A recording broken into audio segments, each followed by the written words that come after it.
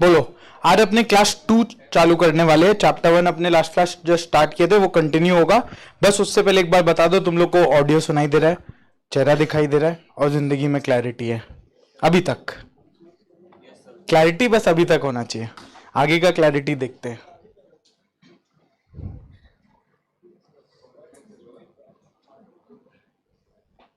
फटाफट से बोलो, जल्दी जल्दी बोलो, चालू करते हैं फिर। Good evening, good evening.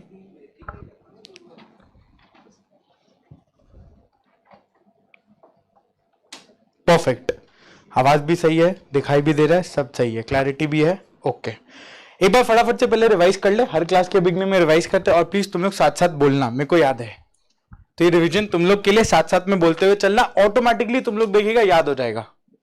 वो कुछ ना कुछ हमेशा याद होते चलेगा। और बेस्ट पार्ट ये रहेगा, एकदम क्लियर, लास्ट क्लास बताया था ना प्लान ऑफ एक्शन क्या रहेगा, एक बार फटाफट से बता देता है।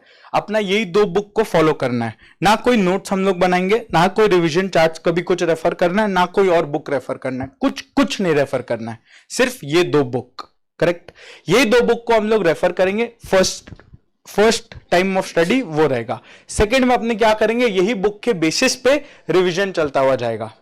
करेक्ट, और वो रिवीजन कैसे होगा वो मेरे ऊपर छोड़ देना, वो मेरे को कराना है, हम प्लान करके अपने आप कराता जाएगा। सो बाय द टाइम तुम लोग बैच खत्म करके पढ़ने बैठेगा, रिवीजन करने बैठेगा, तुम लोग के पास सब चीज रेडी रहेगा। 2 सेट ऑफ बुक्स रेडी रहेगा विद प्रॉपर मार्किंग्स, कौन सा क्वेश्चन इंपॉर्टेंट है, कौन सा रीड मतलब इग्नोर कर सकते हैं, और कौन सा कैटेगरी बी वाला है। तो एबीसी एनालिसिस सब रेडी रहेगा। तो ना तुम लोग को इंपॉर्टेंट क्वेश्चंस का लिस्ट के लिए कुछ वेट करना पड़ेगा, ऑलरेडी है। रिवीजन अपने पास सब रेडी रहेगा, वो हम एलोकेट कर देगा अनलिमिटेड व्यूज के साथ। तो बस उसी को रेफर करना बार बार। जब एक ही चीज हम लोग बार बार रेफर करेंगे वो ऑटोमेटिकली याद हो जाएगा। करेक्ट, विद सेम एग्जांपल जो हम लोग क्लास में डिस्कस करेंगे वैसा ही रिवीजन भी कैरी आउट, रिवीजन कंडक्ट करेंगे। काफी बार ऐसा भी होगा, एमसीक्यू का क्वेश्चन पढ़ के तुम लोग को एग्जांपल स्ट्राइक करेगा और आंसर समझ में आ जाएगा। मैक्सिमम टाइम ऐसा होगा। करेक्ट, तो उससे बहुत ज्यादा कंफर्ट रहेगा। और एग्जांपल्स का हम बताया था, हम लोग एकदम डेली लाइफ वाला एग्जांपल, जैसे बीपीए का देखे थे ना, बिजनेस प्रोसेस, बिल्कुल वैसा एग्जांपल लेंगे। कुछ हाईफाई और फंडा एकदम टेक्निकल एग्जांपल्स नहीं रहेगा, तो सब समझ में आएगा। अज्यूमिंग कि तुम लोग लाइफ में कभी आईटी का आई भी नहीं जानता है, कोई दिक्कत नहीं है, चलेगा, क्लैरिटी है इसके साथ। चलो हाँ, अमेंडमेंट्स वगैरह वाला पोर्शन कब करेंगे सब डिस्कस कर लेंगे, डोंट वरी। हाँ, बुक मिल गया सर, बहुत अमेजिंग है, परफेक्ट, बुक मिल गया ना, वेरी गुड। हाँ, बस सारा मार्किंग्स करते हुए चलना जैसे से हम लोग कर रहे हैं। और यही मार्किंग्स जो हम यहाँ पे रेडी कर रहे हैं, इसी से हम लोग वो करेंगे मैराथन या रिविजन जो अपने करेंगे, यही बुक को वहां पे रेफर करेगा। तो एग्जैक्ट मार्किंग के साथ वही रेफर करेंगे। तो सिस्टमैटिक जब तुम लोग पढ़ाई करेगा ना, तो सब चीज बहुत कम टाइम में कवर होते चला जाएगा और याद भी रहेगा। डन, तो इसका बर्डन तुम लोग मेरे ऊपर छोड़ देना, वो हो जाएगा। परफेक्ट, इसीलिए to avoid all confusion, all क्योंकि अभी देखो बहुत सारा बैच हो चुका है, पहले का भी बैचेस है। तुम लोग कोई वो वाला वीडियो रेफर करेगा मैराथन वगैरह, उसमें कोई अलग एग्जाम्पल चला होगा तो कंफ्यूजन रहेगा। तो इसी के लिए हम सारा चीज हटा दिया यूट्यूब से। इस बार यहां बुक में जो जो एग्जाम्पल रहेगा उसी एग्जाम्पल्स को रेफर करते हुए मैराथन बनेगा, तो एकदम क्लैरिटी रहेगा कहां से क्या पढ़ना है। डन, परफेक्ट, चले इसी के साथ चलो पहले रिवाइज करते हैं। तुम लोग तो मेरे सामने बोलेगा ही, क्योंकि मेरा नजर ऐसे भाग जाएगा। करेक्ट, और जो लाइव ऑनलाइन कर रहे बोलते हुए चलना, गूगल ड्राइव बैठ के कर रहे बोलते हुए चलना, ऐसा बोलना कि आजू बाजू वाले लोग पागल समझे, तब तो फायदा है पढ़ने का। देखो चलो रिवाइज करते हैं। चैप्टर 1 जो चालू किया था, ऑटोमेटेड बिजनेस प्रोसेसेस। बोलो, what is a business process? 2 word, a set of activities to achieve a specific organizational goal. 3 type का बिजनेस प्रोसेस था, बोलो। पहला primary, secondary, management. Primary also known as operational, secondary also known as supporting, management also known as management only. Perfect, example, primary process में क्या आता है? पहले purchase किए, प्रोडक्शन या ऑपरेशंस और सेल्स, एवरीथिंग जो किससे डील करता है? कस्टमर, डायरेक्टली कस्टमर से डील करता है, वैल्यू ऐड करता है। नेक्स्ट सपोर्टिंग प्रोसेस का काम, एचआर का काम, मतलब अच्छा ठीक है, पहले एग्जांपल बोलो। एचआर, आईटी, अकाउंटिंग, फाइनेंस, इनका काम कस्टमर के लिए है? नहीं, ये प्राइमरी प्रोसेस को सपोर्ट करता है। करेक्ट, वो एचयूएल का एग्जांपल देखे थे, तो ये लोग सपोर्ट सर्विसेज प्रोवाइड करता है, राइट। और थर्ड मैनेजमेंट, उसका एग्जाम्पल प्लानिंग, बजटिंग, ये सब ज्ञान वाला चीज। और वो क्या काम करता है? सुपरविजन और मेजर, मॉनिटर, ये सब करेगा। मॉनिटरिंग, कंट्रोलिंग, प्लानिंग, ये सब बचपन में पढ़ते थे ना, वही सब काम। करेक्ट, चलेगा। कंफर्ट। एमसीक्यू फॉर एग्जांपल कैसा आता है? यहां पे दिख देगा HR is a form of which of the following processes? Option 1 primary, option 2 secondary, option 3 management, 4 none of the above. बोलो सेकेंडरी। समझ में? करेक्ट। इस टाइप का एमसीक्यूज आता है। तो इसलिए एमसीक्यू नहीं हो रहा है अभी, ऐसा मत समझना। एमसीक्यू का मेन चीज होता है कंटेंट अच्छे से पता होना चाहिए। एमसीक्यू लोग दो टाइप से करते हैं। मैक्सिमम लोग एमसीक्यू कैसे करता है हम बताता है। मैक्सिमम लोग एमसीक्यू ये करेगा, आईसीआई का मॉड्यूल खोल के बैठ जाएगा और वहां से सॉल्व करते हुए चलेगा विदाउट नोइंग द कंटेंट। तो लोग सॉल्व कर लेंगे और आंसर बार बार रेफर करेंगे। वो तब काम का है जब उनमें से कोई क्वेश्चन एग्जाम में आ जाए। पैसा होने वाला नहीं है एग्जाम में, इनमें से कोई भी क्वेश्चन उठ के कहीं से भी आ सकता है, स्पेशली एमसीक्यूज में। राइट तो इसलिए एमसीक्यूज एकदम बेबी स्टफ निकलेगा, केक वॉक निकलेगा अगर कंटेंट पता होगा। राइट और कहां से क्या एमसीक्यूज पॉसिबल है वो हम मार्क कराते हुए चल जाएगा। क्लियर है? डन। ओके तो बोलो बिजनेस प्रोसेस में हम लोग क्या करते थे? अपना ऑब्जेक्टिव क्या होता था? एक बार सेट करके छोड़ दे तो टाइम टू टाइम उसको इंप्रूव करना पड़ेगा। बोलने का मतलब इंप्रूव कैसे करते थे? बोलो 3 E's क्या क्या था? Effectiveness, efficiency, economy. इफेक्टिवनेस मतलब एक्यूरेसी यानी एरर्स कम होना चाहिए, हाँ या ना? एफिशिएंसी माने टाइम कम होना चाहिए या स्पीड बढ़ना चाहिए, जल्दी काम हो। और इकोनॉमी मतलब कॉस्ट कम होते हुए चले, कॉस्ट को मिनिमाइज करते हुए चलना है। डन। एक एग्जांपल देता है एफिशिएंसी और इफेक्टिवनेस का, मेरे को बताना क्या इफेक्टिवनेस है क्या एफिशिएंसी है। सपोज करो हम लोग यहाँ पे 1.5 घंटा पढ़ रहे हैं, उसमें 1 घंटा हंसी मजाक कर लिया, आधा घंटा पढ़े। अरे पूरा तो बोलने दो, एग्जाम्पल पहले ही बोल दिया। एक होता है 2 अलग अलग टाइप के लोग, ठीक है? एक टाइप का लोग, ऐसे तुम लोग पे ले लेते हैं एग्जाम्पल। एक इंसान फटाफट से बुक पलटा रहा है, 2 घंटे में चैप्टर तो कवर कर लिया, कुछ भी पूछो नहीं पता, तो बट 2 घंटे में क्लेम तो कर रहा है कि हो गया, कुछ तो किया होगा, हो सकता है खाली हेडिंग्स पढ़ के निकाल दिया, तो क्लेम कर रहा है वो हो गया, अकॉर्डिंग टू हिम हो गया, और हर में भी हो गया, पर कुछ भी पूछो तो उससे नहीं हो पा रहा है। ये पहला। दूसरा जन 8 घंटा लगाया एक चैप्टर को करने में, पर बहुत अच्छी तरीके से चैप्टर कर लिया। करेक्ट। कुछ भी पूछो तो बहुत अच्छे से ही बता पा रहा है, एकदम वर्ड बाय वर्ड रट्टा मारा हुआ चीज बता पा रहा है। करेक्ट। और तीसरा 4 घंटा लगाया करने में और जो सब्सटेंशियल चीज है वो अच्छे से कवर कर लिया। तो बोलो पहला इंसान में क्या था? जो 2 घंटा में किया पर कुछ याद नहीं था, एफिशिएंट था पर इनइफेक्टिव था, इफेक्टिवनेस झोल था।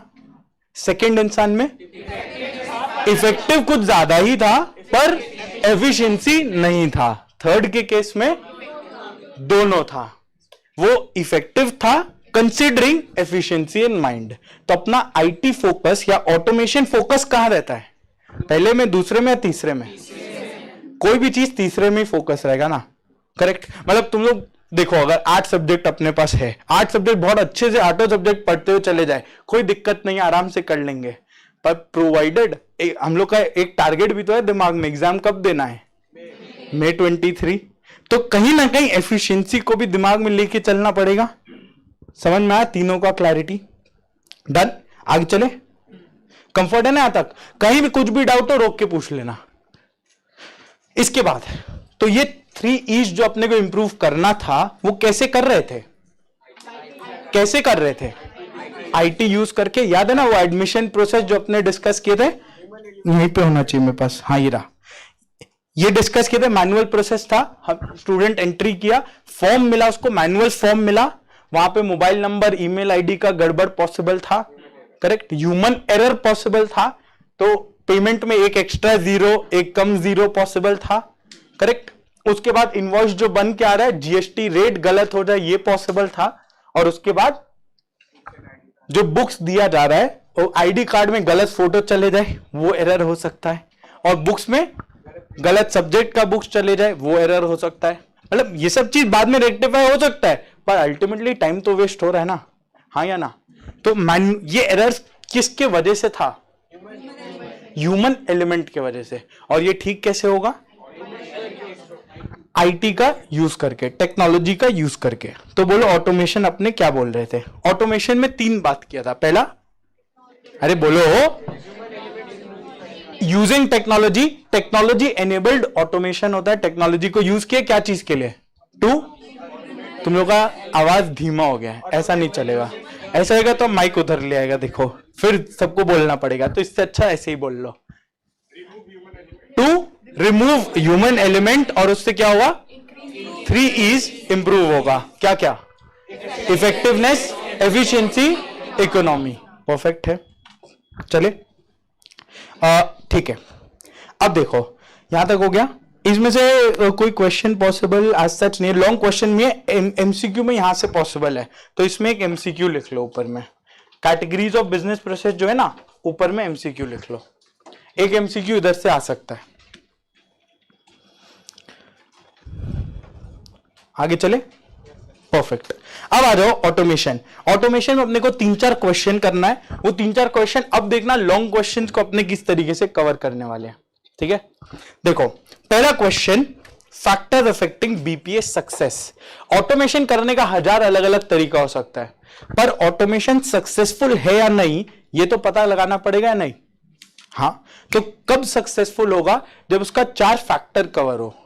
4 फैक्टर में क्या क्या, एक बार वर्ड्स बोल लो तो? टाइमलीनेस, इंटेग्रिटी, कॉन्फिडेंशियलिटी और अवेलेबिलिटी। इसको हम लोग बोलते हैं बीपीए का टीका। इसको हम लोग बोलते हैं बीपीए का टीका। अब टीका में बोलो full form. Timeliness, integrity, confidentiality, availability. बोलो ये 4 वर्ड याद रखना ज्यादा डिफिकल्ट है या टीका याद रखना? 4 वर्ड इंडिविजुअली याद रखना ज्यादा डिफिकल्ट है, कोई एक तो मिस हो ही जाएगा, करेक्ट। तो टीका से तुम लोग नहीं भूलेगा ये चीज, राइट? सेंस बना? अब ये 4 को एक बार एक्सप्लेन कर देते थे क्या है, फिर हम बताते हैं ये बोलना क्या चाह रहा है।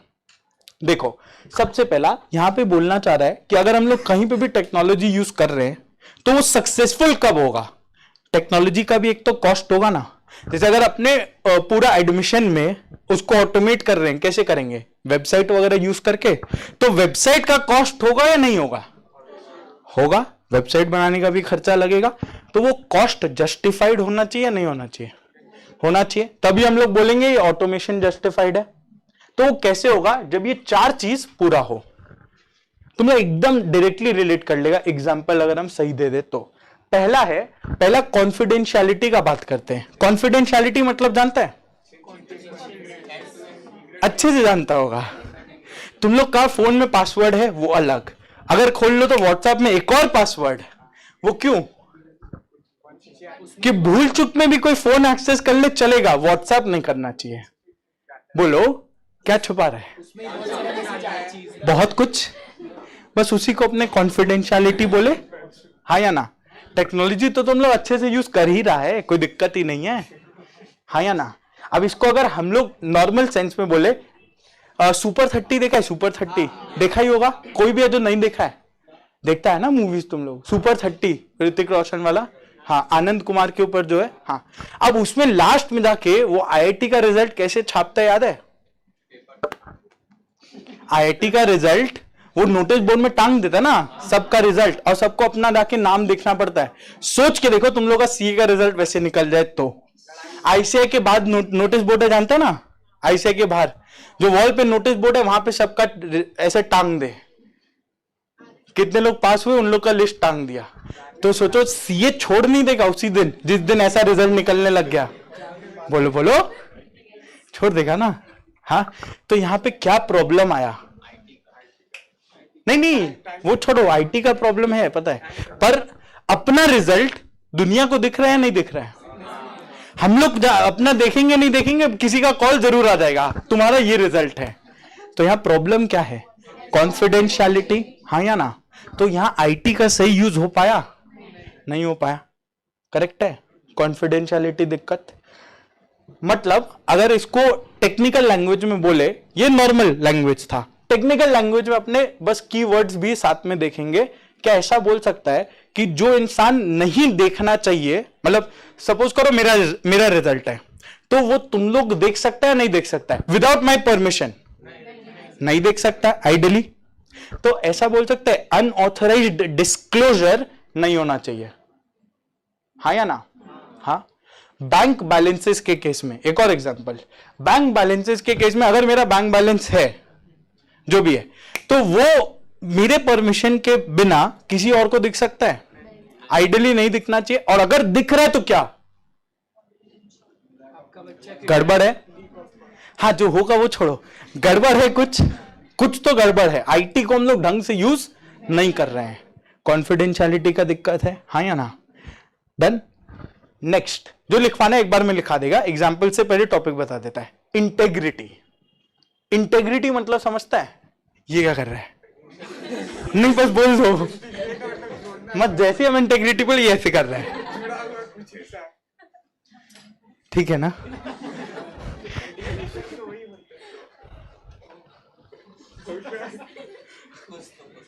इंटेग्रिटी मतलब जैसे सपोज करो अभी अगर आईसीआई ये ऑप्शन दे दे कि तुम लोग अपना आईसीआई का हम लोग रिजल्ट कैसे चेक करते हैं, वेबसाइट में जो रिजल्ट का 6 तो लिंक आ जाएगा जिसमें से एक ही काम करेगा, शायद वो भी नहीं करेगा। वो लिंक पे जाके अपना रिजल्ट चेक कर सकते हैं, चेक कर सकते। नहीं, इतना ख्याली पुलाव मत जाओ, चेक कर सकते हैं खाली, करेक्ट? तो ऐसे कॉन्फिडेंशियलिटी मीट कर रहा है क्या? आज के दिन कर रहा है कि अपना रिजल्ट अपने को ही देखने मिलेगा, रोल नंबर वगैरह हम लोग डाल सकते हैं। हाँ, ये बात अलग है कि रोल नंबर किसी और को पता चल गया तो वो देख लेगा, वो ठीक है, वो अलग चीज हो गया, right? Confidentiality intact. Next, suppose करो एक हाइपोथेटिकल सिचुएशन, ऐसा कभी होगा नहीं, बस सोच के खुश हो लेना। आईसीआई बोल दे तुम लोग का 8 सब्जेक्ट का रिजल्ट ये रहा, you can change your result. Suppose करो भूल चूक में कोई नंबर में 39 आ गया, तो उसको हम लोग मस्त एकदम 93 कर सकते हैं। ये सपना ही है, ऑब्वियसली सपना ही होना भी चाहिए, बोलो। हाँ, सपना में भी नहीं आता ना, बात सही है, करेक्ट? पर मान लो अगर ऐसा कभी हो जाए भूल चूक में, तो क्या आईटी का रिजल्ट सही से हो रहा है? नहीं हो रहा ना, तो हर बच्चा सीए बन जाएगा, हाँ या ना? और सीए का पास परसेंट, मतलब सीए का पास मार्क्स हो जाएगा 100 आउट ऑफ 100, करेक्ट? तो यहां पे इंटेग्रिटी मतलब होता है मॉडिफिकेशन। क्या हम लोग अपना रिजल्ट देखने के लिए तो we are authorized to view our result, एकदम सही, बट क्या हम ऑथराइज्ड हैं रिजल्ट को चेंज करने के लिए? नहीं। उसका अथॉरिटी कौन रखता है? जो बहुत अच्छे से प्ले करता भी है, पर अथॉरिटी रखता कौन है? आईसीआई। कोई भी और अगर रिजल्ट को चेंज कर दे तो उसको बोला जाएगा अनऑथराइज्ड मॉडिफिकेशंस या अनऑथराइज्ड अमेंडमेंट्स, करेक्ट? वहां पे हम लोग बोले इंटेग्रिटी इज कॉम्प्रोमाइज्ड, मतलब इंटेग्रिटी नहीं है, सिंपल, करेक्ट? सिमिलरली सपोज करो मेरा बैंक बैलेंस को हम देख सकता है, कॉन्फिडेंशियलिटी है, पर सोच के देखो अगर बैंक बैलेंस में जीरो और ऐड और डिलीट कर सके तो, बैंक बैलेंस चेंज कर सके तो, मतलब हर इंसान विजय मान लिया होगा और हर बैंक बैंकरप्ट होगा, ऐसा ही होगा अगर ये चीज पॉसिबल होने लगा तो, यस और नो, करेक्ट? तो ये हुआ अपना इंटेग्रिटी। मॉडिफिकेशन अलाउड नहीं है, चलेगा? डन। नेक्स्ट, जब अपना आईसीआई का एग्जाम हो गया, अब सपोज करो मई 23 में अपने को एग्जाम देना है और रिजल्ट आए मई 24 में, कोई फायदा होगा इस चीज का? कोई भी फायदा होगा? तो अगर मान लो ऐसा टेक्नोलॉजी वो लगाया है तो कोई किसी काम का है? नहीं। तो टाइमली रिजल्ट आना चाहिए, सिंपल सा चीज, टाइमली आए। एग्जाम दिया, रीजनेबल पीरियड 1 से 1.5 महीने के अंदर रिजल्ट आ जाना चाहिए, मैक्स टू मैक्स 2 महीना, उससे ज्यादा नहीं, राइट? तो टाइमलीनेस यही। और सपोज करो रिजल्ट जब वो बोल रहा है वेबसाइट में जाके देखना है और वेबसाइट के ऊपर में लिख दिया you can only check your result from 12 PM to 8 PM, website का भी स्टार्ट और एंड टाइम दे दिया, कोई फायदा होगा उस टेक्नोलॉजी का? टेक्नोलॉजी यूज करने का तो 24/7 अवेलेबिलिटी होना चाहिए ना, हाँ या ना? इमेजिन करो अगर व्हाट्सएप सिर्फ 12 से 8 काम करे, तुम लोग जिंदगी रुक जाएगा, हाँ या ना? हाँ, 2 घंटा बीच में आया था ना एक बार, ओवरनाइट व्हाट्सएप फेल हुआ था, सर्वर डाउन हुआ था, उस दिन टेलीग्राम का डाउनलोड हाईएस्ट चला गया था, सुना था ना ये चीज, करेक्ट? तो प्रॉब्लम क्या हुआ था वहां पे? नहीं, अवेलेबिलिटी 24/7 अवेलेबिलिटी होना चाहिए या नहीं होना चाहिए? होना चाहिए। आज के दिन अपना इंटरनेट का जमाना है, 24/7 अवेलेबिलिटी। सेंस बना चारों वर्ड का? बोलो हाँ या ना। तो अगर किसी भी टेक्नोलॉजी ऑटोमेशन को सक्सेसफुल बनाना है, ये चार चीज पूरा होना होगा। क्या क्या? नहीं, पहले लाइन बोलो, न्यूमोनिक को बोलना पड़ेगा साथ में। बीपीए का टीका, timeliness, integrity, confidentiality, availability. Perfect. अब क्वेश्चन देखो, यहां से एक स्ट्रेट फॉरवर्ड क्वेश्चन आ सकता है, explain various factors for BPA success. 4 mark का एकदम प्यारा सा क्वेश्चन। करेक्ट। अपने कैसे लिखेंगे? The various factors for BPA success are as follows. Point 1, timeliness. मन में ऐसा बीपीए का टीका मत लिख देना, वो सिर्फ तुम लोग के लिए है, एग्जामिनर के लिए नहीं। मन में लिखना है, क्वेश्चन पेपर में पेंसिल से लिख लेना। मतलब बहुत जन तो ये भी करते हैं, जैसे ही क्वेश्चन पढ़ा पेंसिल से क्वेश्चन पेपर में बीपीए का टीका बगल में लिख दिया। करेक्ट। तो एक कंफर्ट आ जाएगा, हाँ मेरे 4 मार्क तो आ गया। और वो कंफर्ट नहीं, वो कॉन्फिडेंस दे देता है उधर पे। करेक्ट। अब लिखा 2 ही वर्ड पर 4 नंबर का कॉन्फिडेंस आ गया। राइट। तो पॉइंट 1 टाइमलीनेस, अंडरलाइन, और एक लाइन उधर पे अभी मार्क करेंगे वो लिखना है। इंटेग्रिटी, पॉइंट 2 इंटेग्रिटी, अंडरलाइन एक लाइन। कॉन्फिडेंशियलिटी, अंडरलाइन एक लाइन। अवेलेबिलिटी, अंडरलाइन एक लाइन। और इसमें मिलेगा 4 आउट ऑफ 4। करेक्ट। चलेगा? कंफर्ट है पूरा। और इससे एमसीक्यू भी आ सकता है। जैसे हम इतना सारा हम लोग एग्जांपल जो डिस्कस किए, कोई भी एक एग्जांपल दे देगा, और बोलेगा which of the following is compromised या not fulfilled, timeliness, integrity, confidentiality, availability. तो वो हम लोग समझ जाएंगे। अगर डिस्क्लोजर का प्रॉब्लम है तो क्या होगा? कॉन्फिडेंशियलिटी। अगर अमेंडमेंट हो रहा है, मॉडिफिकेशन हो जा रहा है, इंटेग्रिटी। अगर टाइम से डेटा नहीं मिल रहा है, टाइमलीनेस। और अगर मान लो कहीं पे फॉल्ट आ जा रहा है, अवेलेबिलिटी। सेंस बना?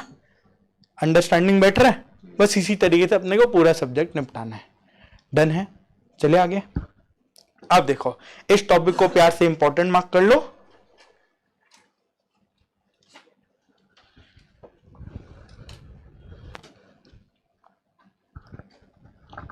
चलेगा? कंफर्ट आ रहा है ना? कहीं पे कुछ भी डाउट हो, कोई भी वर्ड पे दिक्कत आए तो पूछ लेना, एक और एग्जांपल दे देंगे कुछ और।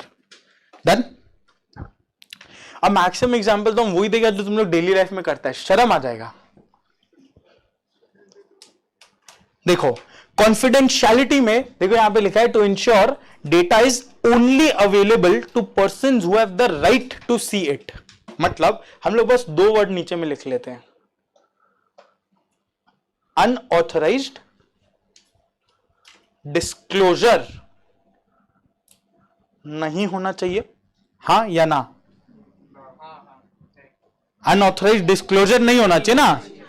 करेक्ट। अनऑथराइज्ड मतलब समझता ना? बिना परमिशन के। करेक्ट। चलेगा? सेम चीज अगर इंटेग्रिटी का बात करें, यहां पे देखो लिखा है to ensure unauthorized amendments can not be made. Amendment माने चेंजेस या मॉडिफिकेशंस। परफेक्ट। चेंजेस या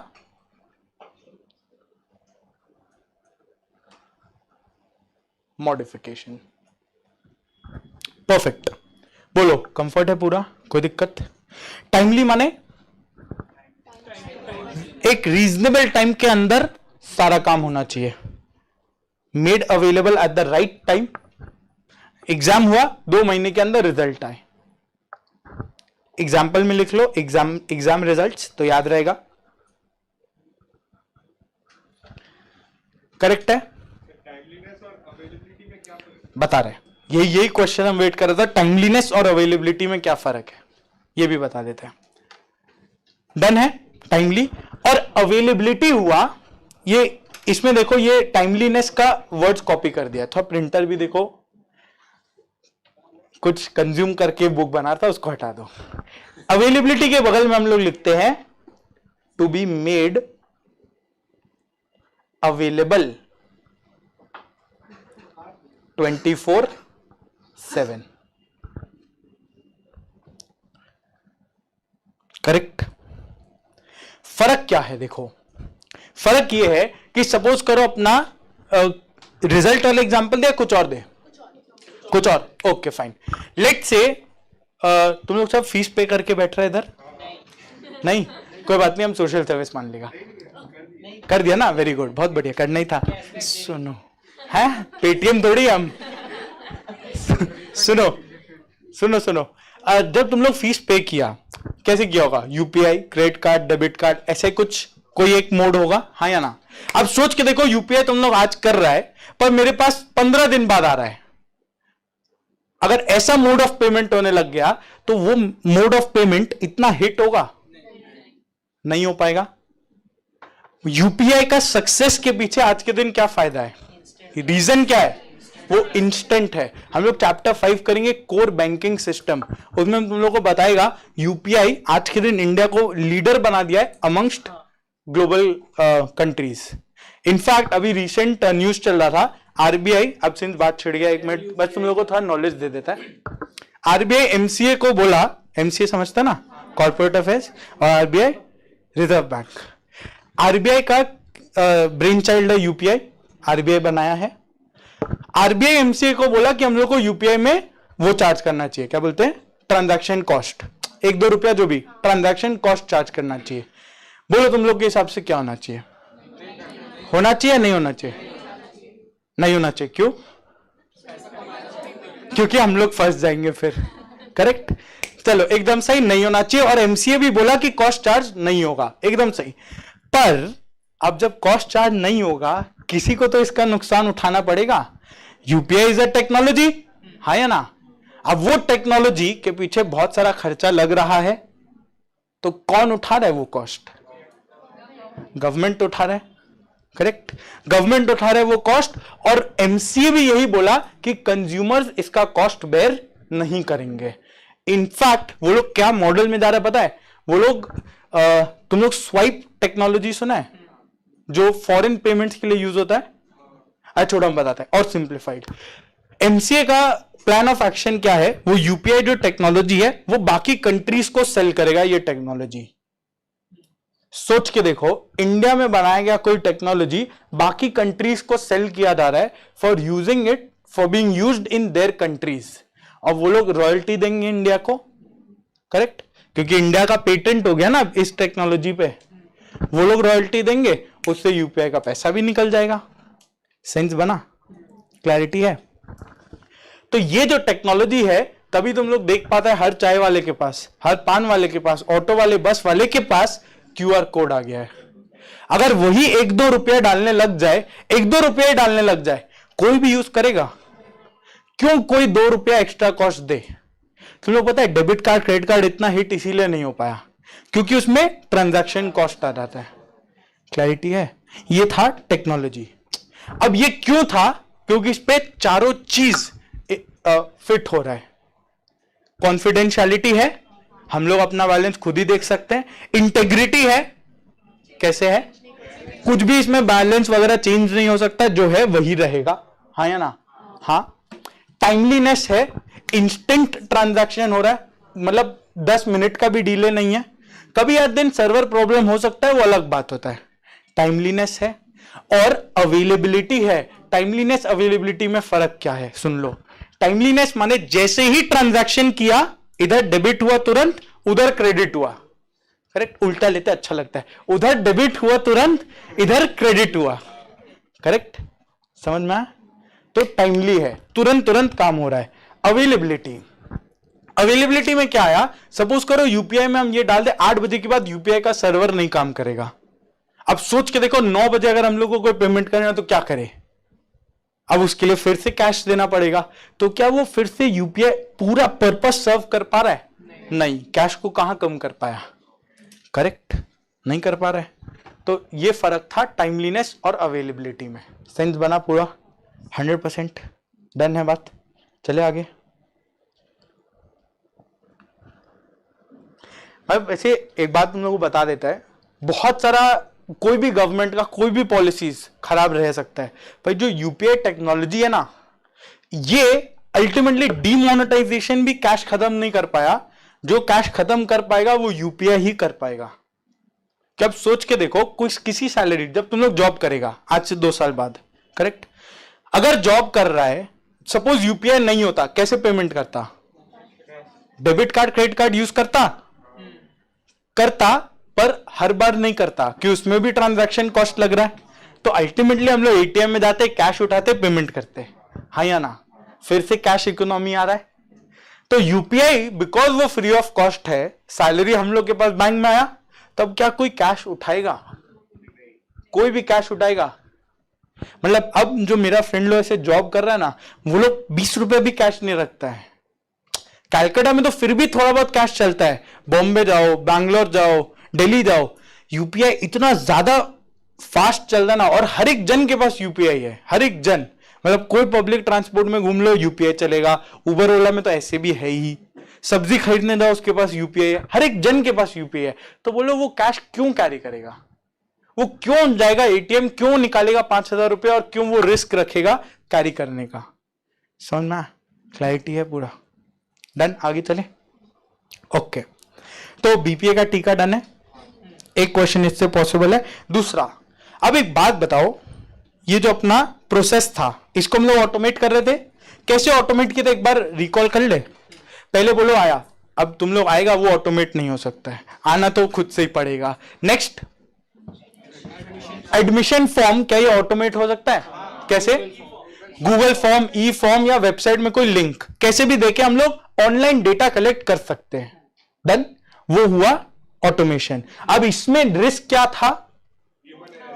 human error, mobile number, email ID वगैरह के थ्रू, वो हम लोग यहां पे ठीक कर लिए। कैसे? वेरिफिकेशन करा के, ओटीपी और ईमेल आईडी में वेरिफिकेशन करा के हो गया। नेक्स्ट,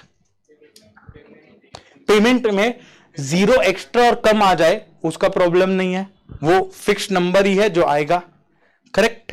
उसके बाद इनवॉइस ऑटो जेनरेटेड मेल पे आ जाता है, अमेजॉन से कुछ खरीद के देखो, ऑटो जनरेटेड इनवॉइस आया। अब जब इनवॉइस ऑटो जनरेटेड है तो जीएसटी का रेट क्या रहेगा? फिक्स्ड ही रहेगा। करेक्ट? वो तो सॉफ्टवेयर अपने आप ले लेगा। डन। लास्ट में बुक्स एंड आईडी कार्ड, बोलो। आईडी कार्ड को इजीली ऑटोमेट कर सकते हैं, वो वेबसाइट में जहां तुम लोग अपने फोन में, आजकल तो सब स्मार्टफोन यूज करता है, ऐसा तो नहीं लैपटॉप में जाके भरेगा, मैक्सिमम लोग फोन में भरेंगे। कार्ड, बोलो आईडी कार्ड को कैसे ऑटोमेट करें? बोलो। फोन में हम लोग इजीली वहां पे टेक अ सेल्फी वाला ऑप्शन आ सकता है। करेक्ट? अगर तुम लोग उस समय नॉर्मल स्थिति में है और नहीं है तो अपलोड अ पिक्चर वाला ऑप्शन आ सकता है। इसीलिए हर जगह 2 ऑप्शन होता है। Correct? Depending on which condition you are in. Right? तो अगर ठीक है तो अपलोड, नहीं है तो अपलोड अ पिक्चर। करेक्ट? ये दोनों के केस, ये दोनों में से आइदर ऑफ द टू में से एक पिक्चर आ सकता है। नाम हम लोग डाले ही थे, सब्जेक्ट कौन सा है वो तो सिलेक्टेड ही था, तो उससे आईडी कार्ड बन जाएगा, नहीं बन जाएगा? बन जाएगा, और वो मेल पे चले जाए। राइट? और मेल पे एक बारकोड के साथ आईडी कार्ड रेडी हो गया। डन। बुक्स डिलीवरी, बोलो कैसे ऑटोमेट करें? बोलो। ई बुक तो फंडा अलग हो गया। हाँ, ऑर्डर तो कर ही सकता है। हम लोग अपने एंड से कैसे ऑटोमेट करें बुक डिलीवरी प्रोसेस को?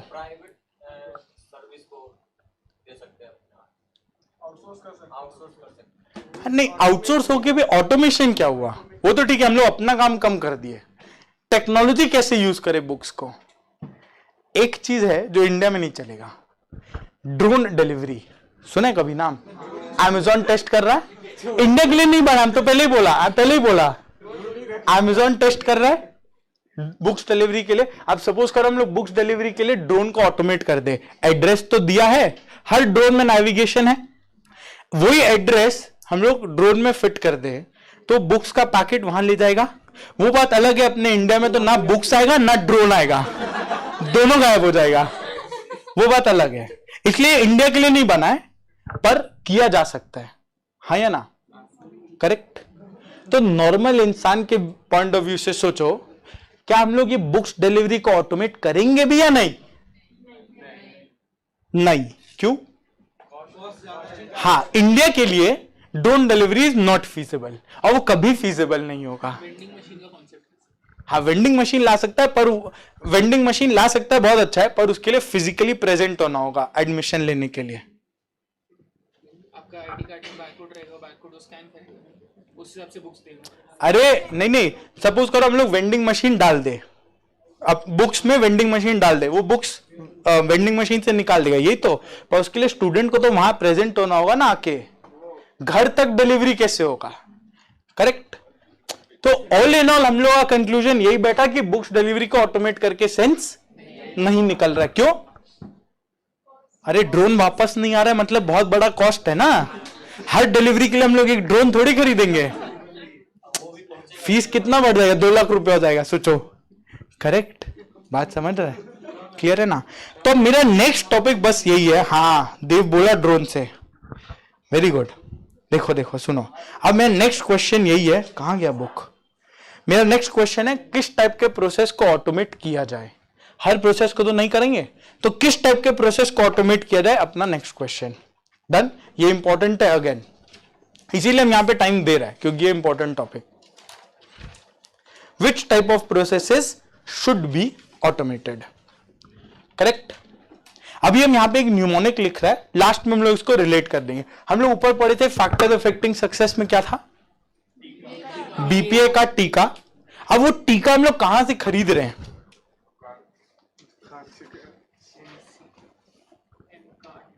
mcart.com। mcart इसका न्यूमोनिक है। डोंट वरी, ये रिलेट हो जाएगा। अब तुम लोग के मन में एक क्वेश्चन आएगा, आप हर टॉपिक में न्यूमोनिक देंगे तो हम लोग न्यूमोनिक याद, न्यूमोनिक में जंबल हो जाएंगे तो क्या।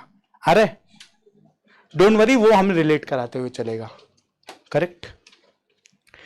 एम बोलो, एम है ये प्रोसेसेस इन्वॉल्विंग मल्टीपल पीपल। जैसे अपना एडमिशन वाला प्रोसेस, उसमें कितने लोग थे, 3 लोग थे। तो 3 लोग का कॉस्ट बचा के फायदा निकलता है नहीं निकलता है, ऑफ कोर्स निकलता है। वही कोई एक ही जन पे अगर काम हो रहा होता, उसको ऑटोमेट करने का सेंस नहीं बनता। सेंस बन रहा है, 3 लोग का यहां कॉस्ट बचा रहे हैं तो ज्यादा सेंस बन रहा है, करेक्ट। सोच के देखो, 3 लोग का सैलरी बहुत बड़ा कॉस्ट हो जाता है पर मंथ, तो वो रिकरिंग कॉस्ट अगर बच जाए एक टाइम, वन टाइम का वेबसाइट कॉस्ट इनकर करने के लिए, कोई दिक्कत नहीं है, सेंस बना। तो जहां पे भी मल्टीपल पीपल आर इन्वॉल्व्ड, वो हम लोग ऑटोमेट कर देना चाहिए। क्यों? कि देखो, it involves multiple people to execute tasks, और उन लोगों की वजह से क्या होता है, इंक्रीज इन, मल्टीपल लोग है ना, तो सैलरी कॉस्ट बढ़ रहा है नहीं बढ़ रहा है, सैलरी कॉस्ट बढ़ रहा है, सेंस बना। एग्जाम्पल, तुम लोग कभी भी किसी कस्टमर केयर को कॉल किया है, क्या ही होगा ना। लास्ट कौन से कस्टमर केयर को कॉल किया, कोई उठाया नहीं, वो भी नहीं उठाई, सही में, कोई बात नहीं। बोलो ना, लास्ट किसको कॉल किया था। तुम उल्टा सीधा टाइम में 11 बजे कॉल करेगा तो क्यों उठाएगी, 10:30 बजे। तो 10:30 बजे कौन सा कस्टमर केयर खुला होगा।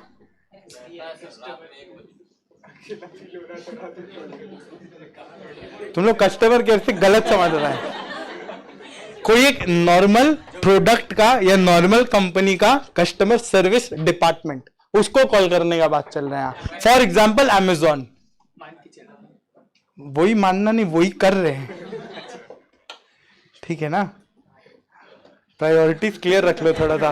बोलो, तो किसी भी कस्टमर केयर को कॉल करो, सपोज जियो को ही कॉल कर लो, तो वहां पे कोई एक्चुअल में फोन उठा के बोलेगा हेलो आपको किससे बात करना है, नहीं ना, वो पहले चलता था। आज के दिन क्या होगा, IVR सुना है, वॉइस रिकॉग्निशन से बात होता है ना, तो वहां पे वो बोलेगा press 1 for this, press 2 for this, press 3 for कुछ और, प्रेस 4 5, और कुछ नहीं समझ में आ रहा तो press 9 for speaking to a representative, ऐसा ही बोलता है।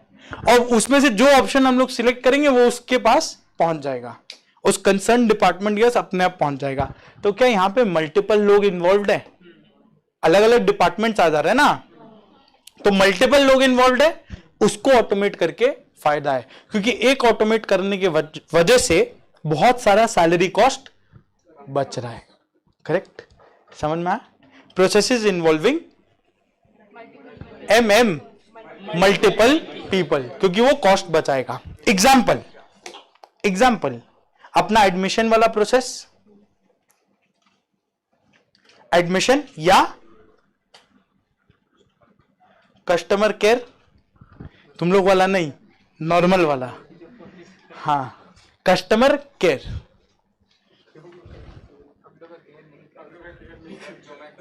तो 10 बजे से शाम 6 बजे तक कॉल करो, सब केयर हो जाएगा। 10:30 बजे नहीं होगा केयर, 10:30 PM का बात कर रहे हैं ना, हाँ तब नहीं होगा केयर। आप उल्टा समझ। अच्छा ठीक, चलो एम डन। अब बोलो सी। सी में आता है compliance and audit trail. Compliance बोलो क्या, एग्जांपल दे सकता है? सपोज करो जीएसटी रिटर्न अपने को फाइल करना है, तुम लोग टैक्स तो पढ़ ही रहे, टीडीएस का रिटर्न फाइल करना होता है, आईटी का रिटर्न फाइल करना होता है, जीएसटी का भी मंथ से ये क्या बोलते हैं एनुअल रिटर्न फाइल करना होगा दिसंबर में। तब ये सब चीज कंप्लायंस का बात है या नहीं है? और मान लो अगर हम लोग ये नहीं करे तो क्या होगा? पेनल्टी नहीं, बहुत बड़ा पेनल्टी लग जाता है, हाँ या ना? हाँ, किसी को भी ये दे के फायदा है या नहीं है? एक्स्ट्रा कॉस्ट है। तो ये सब चीज के लिए अगर हम लोग जैसे टैली यूज करते हैं तो क्यों यूज करते हैं? ये सब चीज में फायदा है। जो भी डेडलाइन आने वाला है वो अपने आप से आपको बता के दे देगा वेल इन एडवांस, ये आपका डेडलाइन आ रहा है तो प्लीज डू दिस, हाँ या ना? करेक्ट।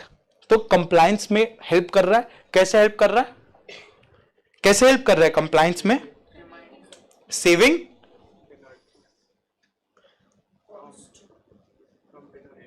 पेनल्टीज, सेविंग पेनल्टी, तो वो भी तो एक तरह से कॉस्ट बचा है, नहीं बचा? बचा।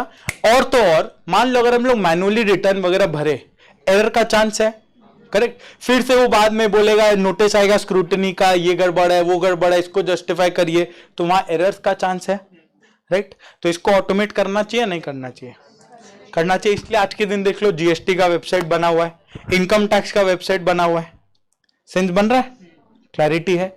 नेक्स्ट ऑडिट ट्रेल, बोलो जानता है क्या तुम लोग? What do you mean by audit trail? हाँ ठीक है, रटा रटा डेफिनेशन सही दे दिया, लॉग्स, सीरीज ऑफ डॉक्यूमेंट्स, एकदम सही। पर नॉर्मल एग्जांपल सब, हाँ ऑब्जेक्टिव सही है, कोई भी चीज मॉडिफाई नहीं किया हुआ हो, इंटेग्रिटी एक तरह से। एग्जाम्पल से बता रहे और समझेगा। जब तुम लोग अभी आर्टिकलशिप करेगा, अभी नहीं माने एग्जाम के बाद आर्टिकलशिप करेगा, तो छोटा सा बच्चा की तरह सोचो, नया नया आर्टिकलशिप करने जा रहा है, कुछ आता है नहीं, थ्योरेटिकल पढ़ के आएंगे और कुछ नहीं आता है, करेक्ट। तो वहां जाके हम लोग मुंह देखेंगे सबका करना क्या है, कोई बता दे। और वहां पे क्लाइंट तुम लोग को दे देगा पीएल और बैलेंस शीट, ये लो ऑडिट करो, करेक्ट। तो करना क्या होगा वहां पे? हाँ, मतलब कहीं ना कहीं ये देखना होगा कि वो अपना अकाउंटिंग सही से किया या नहीं किया है, मोर और लेस ये देखना होगा। तो सपोज करो पीएल और बैलेंस शीट में बहुत सारा फिगर्स आता है, करेक्ट। बोलो कौन सा फिगर का बात करें? Let's say balance sheet. अब सपोज करो कोई मेरा बैलेंस शीट देखने के लिए ऑडिटर आ जाए, करेक्ट।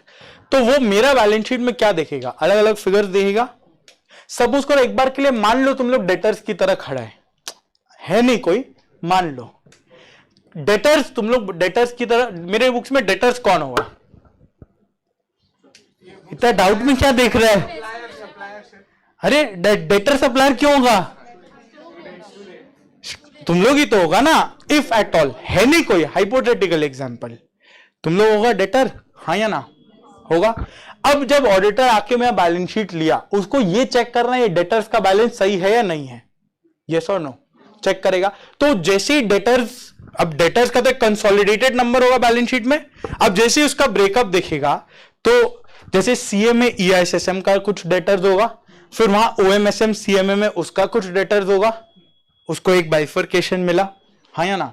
अब सीए में भी रेगुलर कोर्स आ जाता है, फास्ट ट्रैक कोर्स आ जाता है, हाँ या ना? तो ऐसा अलग अलग से ब्रेकअप चलता जाएगा और लास्ट में जाके उसको सब डेटर्स का इनवॉइस मिलेगा, हाँ या ना? करेक्ट। तो वो एक एक करके आगे आगे जा जाके खोज खोज के इंडिविजुअल लिस्ट ऑफ डेटर्स में पहुंचेगा, यस और नो? करेक्ट। जैसे तुम लोग बचपन में क्लास 11-12 में अकाउंटिंग साइकिल पढ़ा होगा ना, कैसे करते हैं अकाउंटिंग, बोलो तो? यू स्टार्ट फ्रॉम, नहीं जर्नल, जर्नल के पहले क्या आता है? सोर्स डॉक्यूमेंट, वाउचर नहीं पता? तुम लोग कोविड वाला बैच है क्या? क्लास 11 12 कोविड में निकाला था? क्लास 12 निकालना कोविड, तो अकाउंटिंग साइकिल हम लोग 11 में पढ़ते हैं, तो ये पता होना चाहिए। हम कब बोले कोविड का गलती है? नहीं तो तब तो पता ही होना चाहिए। सोर्स डॉक्यूमेंट, ठीक है, हम बता दें, सोर्स डॉक्यूमेंट से अपने चालू करते हैं, करेक्ट। मेरे बुक्स में एंट्री कैसे होगा? जो जब तुम लोग आके पेमेंट किया, इनवॉइस दिया गया होगा, वो इनवॉइस सोर्स डॉक्यूमेंट बन जाता है, उसके बेसिस पे बुक्स में एंट्री हुआ, क्या जर्नल में एंट्री जाएगा, उसके बाद लेजर पोस्टिंग होगा, लेजर पोस्टिंग के बाद ट्रायल बैलेंस बनेगा, उसके बाद ओ वाह पीएल बैलेंस शीट बन के रेडी, हाँ या ना। तब ऑडिटर को चेक करना है, कुछ कुछ इनवॉइसेस वो चेक करेगा सही से जा रहा है या नहीं जा रहा है, हाँ या ना। तो उसको तो हम लोग क्या पकड़ा दिए थे, सीधा पीएल और बैलेंस शीट। अब उसको वहां से पहुंचना है सोर्स डॉक्यूमेंट तक, तो उसको एक के बाद एक पीछे चलना पड़ रहा है या नहीं, हाँ। इसी को अपने ऑडिट ट्रेल बोलते हैं, ऑडिट ट्रेल, एक पूरा फ्लो वो बैकवर्ड फॉलो कर रहा है। थोड़ा सा सेंस बना, थ्योरेटिकली अभी बता रहे, थोड़ा सा सेंस बना, ये हम और प्रैक्टिकली अपने टैली में हम दिखाएगा भी। चैप्टर 2 जो अपना है फाइनेंशियल अकाउंटिंग सिस्टम, वहां हम लोग टैली देख के करते हैं, तो उस समय ऑडिट ट्रेल हम दिखाएगा, तुम लोग को ज्यादा बेटर तरीके से समझ में आएगा। बट प्राइमरीली क्लियर है, ऑडिट ट्रेल कुछ नहीं है, बैलेंस शीट से चालू करके हम लोग इंडिविजुअल कौन कौन डेटर है, उसका क्या क्या इनवॉइस है, वहां तक पहुंच रहे हैं। डन, टू चेक कि भाई सही से तो जा रहा है कि नहीं जा रहा है, मतलब सही इनवॉइस दिया जा रहा है या नहीं दिया जा रहा है। क्लियर? डन यहां तक 100%। तो ये सब चीज को ऑटोमेट करके फायदा है या नहीं है तभी तो हम लोग टैली यूज करते हैं।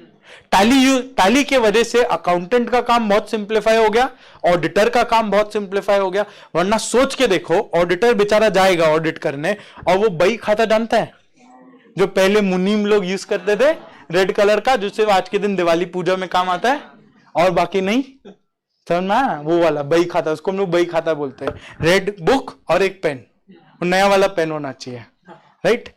तो उसमें अगर सोच के देखो, वैसा एकदम बंडल, एकदम बोरा बोरा बना बना के तुम लोग को दे दे, और ऑडिटर बेचारा बैठ के खोज रहा है, पहले तो बुक कौन सा, उसमें पेज कौन सा, खोजने में टाइम चला जाएगा। समझ में आ रहा है? करेक्ट। तो इसमें ऑटोमेट करके फायदा है या नहीं है? रिलेट कर पा रहे ना, सोच पा रहे ना, हाँ। तो ये ऑटोमेट करके फायदा है, तो अपने कंप्लायंस और ऑडिट ट्रेल को ऑटोमेट कर रहे हैं। डन।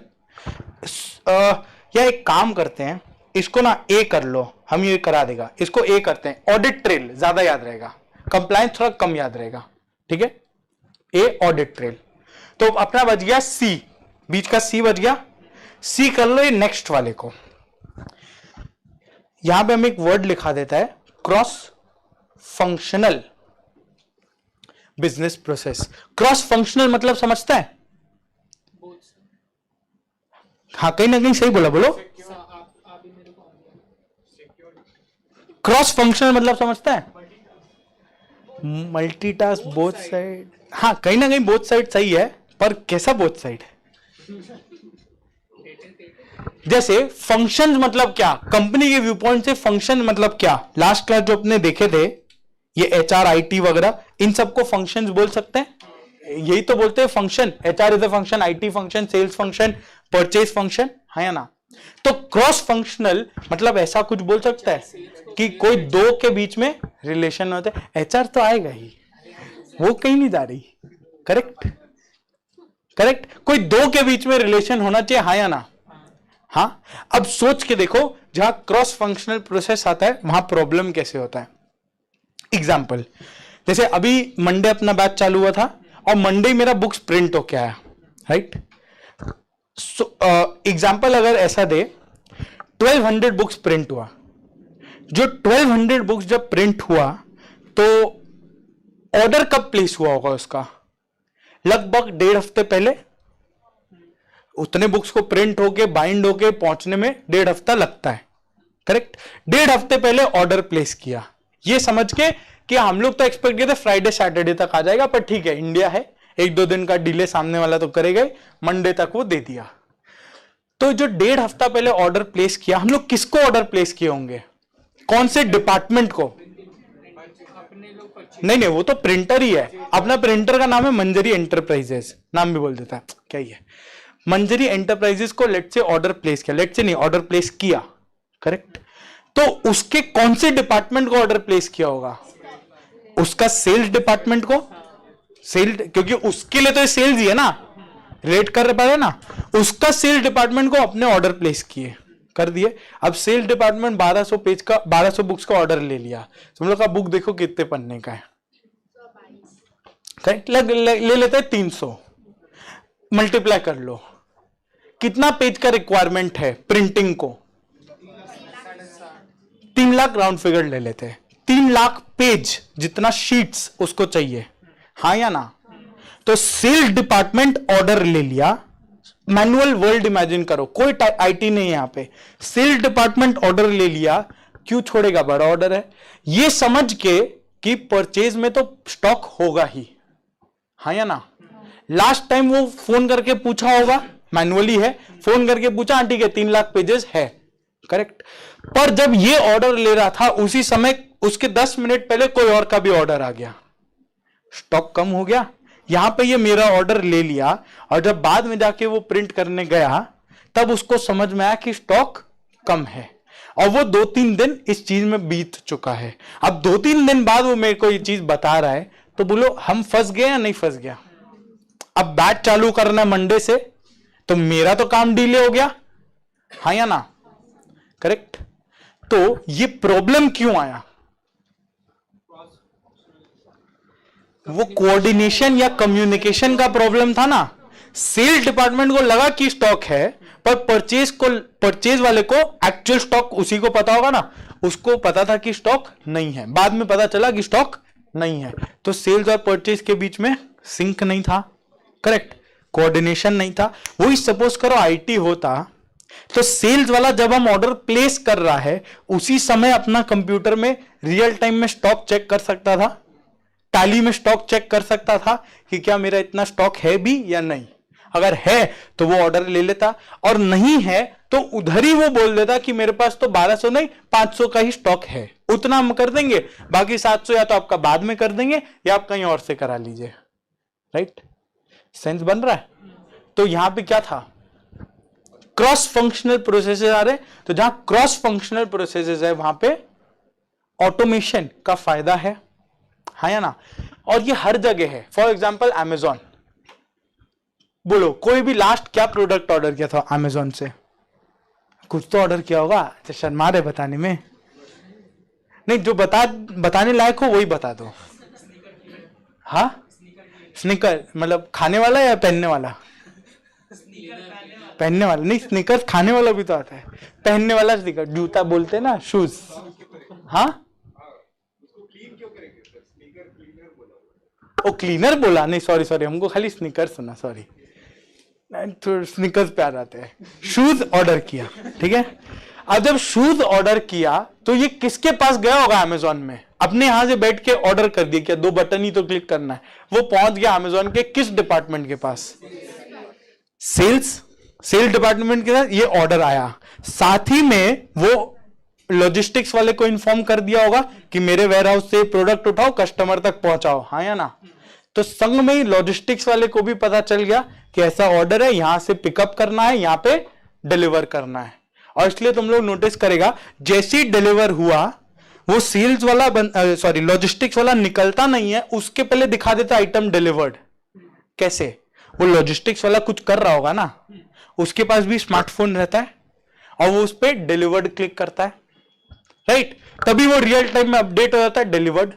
तो क्या ये क्रॉस फंक्शनल प्रोसेस हो रहा है? उधर सेल्स भी है, उधर वहां पे लॉजिस्टिक्स भी है, सब लिंक्ड है एक दूसरे से, हाँ है ना? और साथ में अगर हमारा ऑर्डर प्रीपेड है, 2 तरीका हो सकता है, क्या प्रीपेड होगा या सीओडी होगा, तो पैसा किसके पास जाएगा, किस डिपार्टमेंट के पास? कोई डाउट? फाइनेंस के पास ही जाएगा ना, पक्का? तो कॉन्फिडेंटली बोल दो, फाइनेंस वाले के पास पैसा गया। अगर प्रीपेड है तो पैसा गया, वो बोल दिया ठीक है प्रीपेड है, पैसा आ चुका है, कोई दिक्कत नहीं, ऑर्डर डिलीवर करो। और मान लो अगर कैश ऑन डिलीवरी है, फिर फाइनेंस वाले को ये पता चल जाएगा कि ऑर्डर डिलीवर हो गया, तो लॉजिस्टिक्स से फॉलो अप करेगा, पैसा इधर पहुंचा के घर जाना, करेक्ट। तो ये क्रॉस फंक्शनल प्रोसेसेस आ रहा है जहां मल्टीपल प्रोसेसेस एक दूसरे से लिंक्ड है, ऑटोमेशन का फायदा है, हाँ या ना, बोलो ना, करेक्ट, सेंस बना। ये आ गया, देखो जहां पे क्रॉस फंक्शनल प्रोसेसेस आ जाते हैं वहां पे ऑटोमेशन का फायदा है। बस इसको अलग तरीके से बोला, क्रॉस फंक्शनल बोलने से याद रहेगा अपने को। इसको यहां पे क्या बोला, देखो, processes having significant impact on other processes. जैसे सेल्स का इंपैक्ट परचेज में पड़ रहा था, करेक्ट। सिमिलरली अमेजॉन में जो अपने ऑर्डर प्लेस किए, ऑर्डर प्लेस करने पे सेल्स के पास गया, साथ ही में लॉजिस्टिक्स में भी इंपैक्ट क्रिएट किया, साथ ही में फाइनेंस के पास भी इंपैक्ट क्रिएट किया। क्लैरिटी। तो क्रॉस फंक्शनल प्रोसेस को ऑटोमेट करें या नहीं करें, करना चाहिए। यहां एग्जांपल लिख लेते हैं अपने, सेल्स एंड परचेजेस, बगल में लिख लो बुक प्रिंटिंग, तो इससे तुम लोग को याद आ जाएगा। और ये सब याद रहेगा, ऐसा मत समझना कि भूल जाएगा। ये मैराथन में हम लोग कवर करते हुए चलेंगे ना, तो सब समराइज भी हो जाएगा। डन।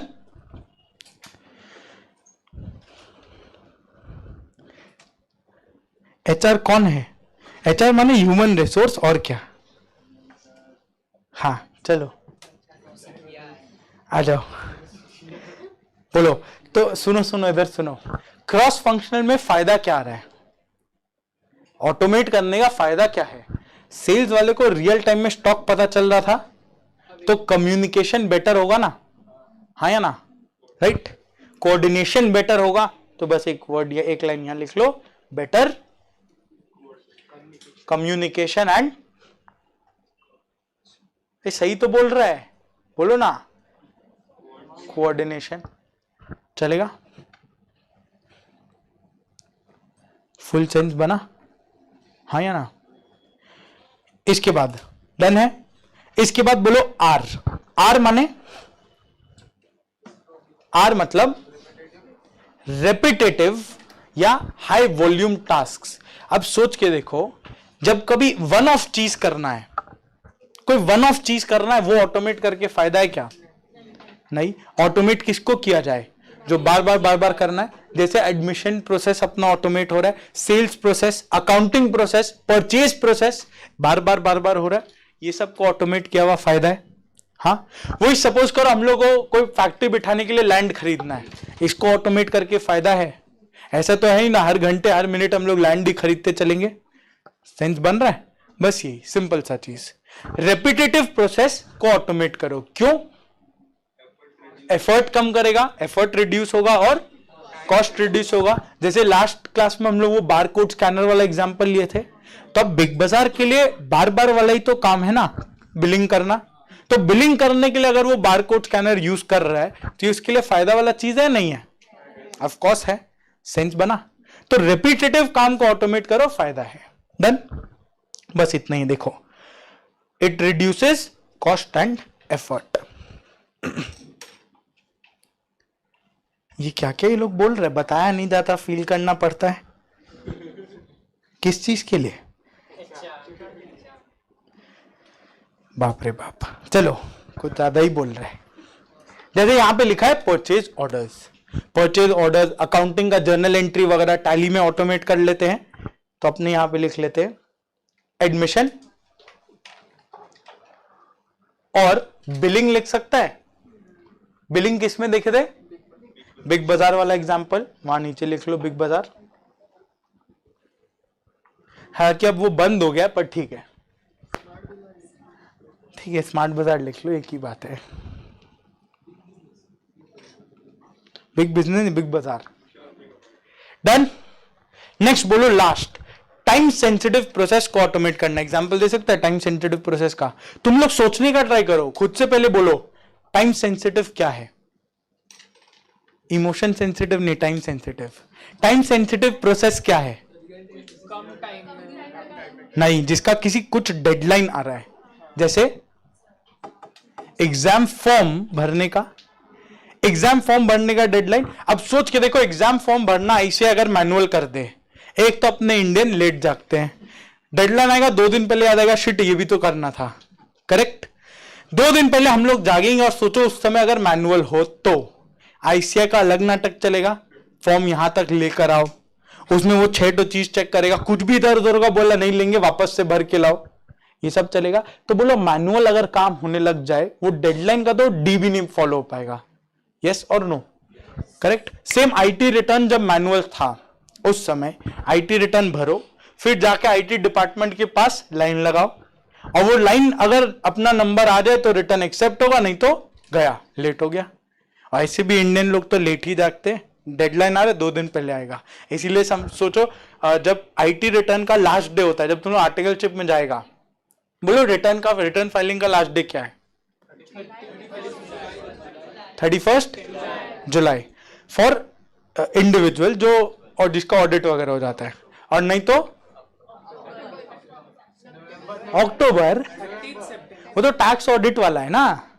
एक तो 30 सितंबर आता है और एक 31 दिसंबर जो नील रिटर्न वगैरह है, करेक्ट।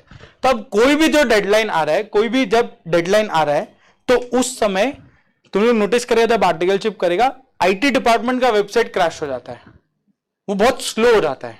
तो इसलिए अब लोग जाके 29 को भरते हैं, 30 को भरते हैं, हम 31 को ही भरता है, करेक्ट। कि जब सब लोग 29 और 30 पे शिफ्ट हो गए तो 31 तो खाली हो गया ना, करेक्ट। 9 जुलाई भाई। चलो टाइम सेंसिटिव प्रोसेस बोलो क्या होगा? यहां पे वेस्ट एलिमिनेट हो जाता है। वेस्ट माने वेस्टफुल एक्टिविटीज, ये जो आने जाने का टाइम अननेसेसरी चीज है ना, कैन बी एलिमिनेटेड, हाँ या ना? हाँ, it eliminates wasteful activities, correct. जैसे हर चीज पेमेंट करना, पेमेंट अगर करना है तो वो टाइम सेंसिटिव है या नहीं है? है। बहुत जगह टाइम सेंसिटिव पेमेंट्स करना पड़ सकता है। सपोज करो कोई बीमार हो गया, हॉस्पिटल वाला तो लेगा ही नहीं जब तक पेमेंट नहीं हो, क्लैरिटी है। तो टाइम सेंसिटिव पेमेंट्स ऑटोमेटेड होना चाहिए, बैंकिंग सिस्टम चलेगा, आईसीआई का एग्जाम फॉर्म और आईटी रिटर्न। बोलो डन है ये, कोई दिक्कत? रिपीट करें, which type of processes should be automated? बोलो बोलो, mcart.com, एम माने processes involving multiple people, C compliance, नहीं सी चेंज कर दिए थे, cross functional business process, A audit trail and compliance, are repetitive tasks, और टी टाइम सेंसिटिव प्रोसेस। याद रहा? क्यों याद रहा? कि हम लोग मेन वर्ड्स पढ़े खाली। अगर तुम लोग घर में बैठ के पढ़ेगा, आप नोटिस करना आज तक कैसे पढ़ा है, ऐसे कोई पढ़ता है? नॉर्मली हम लोग कैसे पढ़ते हैं? टॉपिक पढ़ेगा, which business process should be automated, 1 process involving high volume of task and repetitive task, 2 process requiring multiple people to execute task. इस तरह से ही पढ़ते हैं, मतलब मजाक नहीं, जेन्युइनली ऐसे ही पढ़ते हैं। और उसमें कुछ याद कभी नहीं हो सकता। याद तब होगा जब हम लोग कंटेंट कम करें, सिर्फ उतना पढ़े जो याद करना है। अब अगर मल्टीपल टास्क ये याद है तो तुम लोग क्या आगे और पीछे वर्ड्स जोड़ नहीं सकता? प्रोसेसेस इन्वॉल्विंग मल्टीपल पीपल या multiple tasks should be automated, इतना ही तो करना है। सेंस बना? कंफर्ट है? अब इसका कुछ फायदा होगा ऑटोमेशन का, कुछ नुकसान होगा, राइट? फायदा क्या होगा? आपने पढ़ लिए, ऑटोमेट करने से क्या होता है? 3 E's का फायदा है। पहला इफेक्टिवनेस, एफिशिएंसी, इकोनॉमी। अगर ये 3 चीज पता है, बेनिफिट्स पता है। और बेनिफिट्स अपने को उतना ही जानना है क्योंकि अभी अभी नवंबर 22 में आ गया था बेनिफिट्स, बोला था ना लास्ट क्लास। तो इसको अपने मार्क कर लेंगे। रीड माने देखो, रीड माने तुम लोग के लिए इग्नोर होता है, बस मेरे को लिखाना पड़ता है रीड, ठीक है? तो तुम बिंदास एक बार रीड कर लो, या हम लोग जो कर लेते बस, और कभी मत देखना, चलेगा, ठीक है? तो ऐसा मेरे को पहले अच्छा नहीं लगता था, लोग मेरे को दोगला बोल के चले जाते थे। आप बोलते तो हैं कि कंटेंट कम हो जाएगा, कहाँ कम करा है? रीड लिखा के सब तो कवर हो गया। तो फिर हम बोले ठीक है, रीड माने इग्नोर। ऐसे भी वो लोग इग्नोर ही करके गया था, पर सुना के भी चल गया, बस यही बात था। तो इसलिए अब हम खुद ही इग्नोर बोल देता है, ठीक है? बोलो डन डन डन, आगे चले। तो यहां पे अपना बेनिफिट्स क्या है बोलो तो, अरे 3 बोलो ना, इफेक्टिवनेस, एफिशिएंसी, इकोनॉमी। ये जो रीड वाला टॉपिक्स है ना अपने अंदर नहीं पढ़ेंगे, खाली हेड पॉइंट्स एक बार देख लेंगे। वर्स्ट केस वर्स्ट अगर आ जाए तो कुछ पता हो बस, ठीक है। वैसे तो नहीं आएगा पर एक बार बस देख लेते हैं। बोलो पहला क्या था, इफेक्टिवनेस माने क्या, गलती नहीं होगा, एक्यूरेसी आएगा, हाँ एरर्स खत्म हो जाएगा। तो मतलब क्या, रिलायबल प्रोसेस हो जाएगा। जैसे अपना एडमिशन डेटाबेस जो बन रहा है, अब हम लोग रिलाई कर सकते हैं क्या उसके कॉन्टैक्ट नंबर्स पे, सब 10 डिजिट का है, सही सही है, हाँ या ना, सेम ईमेल आईडी के साथ, करेक्ट। तो देखो point number 1, quality and consistency, quality बढ़ जाता है, एरर्स नहीं है, करेक्ट। साथ ही में रिलायबिलिटी बढ़ जाता है, हाँ या ना, बोलो। तो ये दोनों इफेक्टिवनेस का बात किया, quality and reliability, quality reliability better हुआ, करेक्ट। थर्ड देखो 1 and 2 इफेक्टिवनेस का बात करेगा। अब एफिशिएंसी क्या करता था, स्पीड बेटर कर रहा है, टाइम बचा रहा है, यही कर रहा है। तो देखो एक तो एफिशिएंसी डायरेक्टली बोल दिया, improved efficiency, simple improved efficiency. देखो उसके बगल में ये लिखा है रिड्यूसेस टाइम, और नहीं तो टाइम कम हो रहा है, साथ में क्या हो रहा था, स्पीड इंप्रूव हो रहा था, जल्दी जल्दी काम होगा, करेक्ट। जैसे बार कोड स्कैनर जो लगा बिग बाजार वाले बिलिंग काउंटर पे, एक्यूरेसी बेटर हुआ, कोई प्रोडक्ट कोड गलत टाइप नहीं होगा, एफिशिएंसी बढ़ा बहुत ज्यादा, लाइन जल्दी जल्दी आगे बढ़ता रहेगा। हाँ जियो, तुम लोग सब जियो सिम कार्ड यूज किया है, जब निकला था तब लाइन लगा के खरीदा था, लाइन लगा के नहीं खरीदा, हम बताते हैं उस समय क्या हुआ था। जब जियो सिम कार्ड लॉन्च किया, फ्री में लॉन्च किया था ना 1 साल के लिए, तो उस समय जियो के सामने लाइन लग गया था, फ्री में कुछ भी दे दो, यूज है या नहीं है हम लोग ले लेंगे, ये बात एकदम फैक्ट है। किसी को भी सिम कार्ड नहीं चाहिए था, सबके पास एक फोन था और सबके पास एक सिम कार्ड चल रहा था।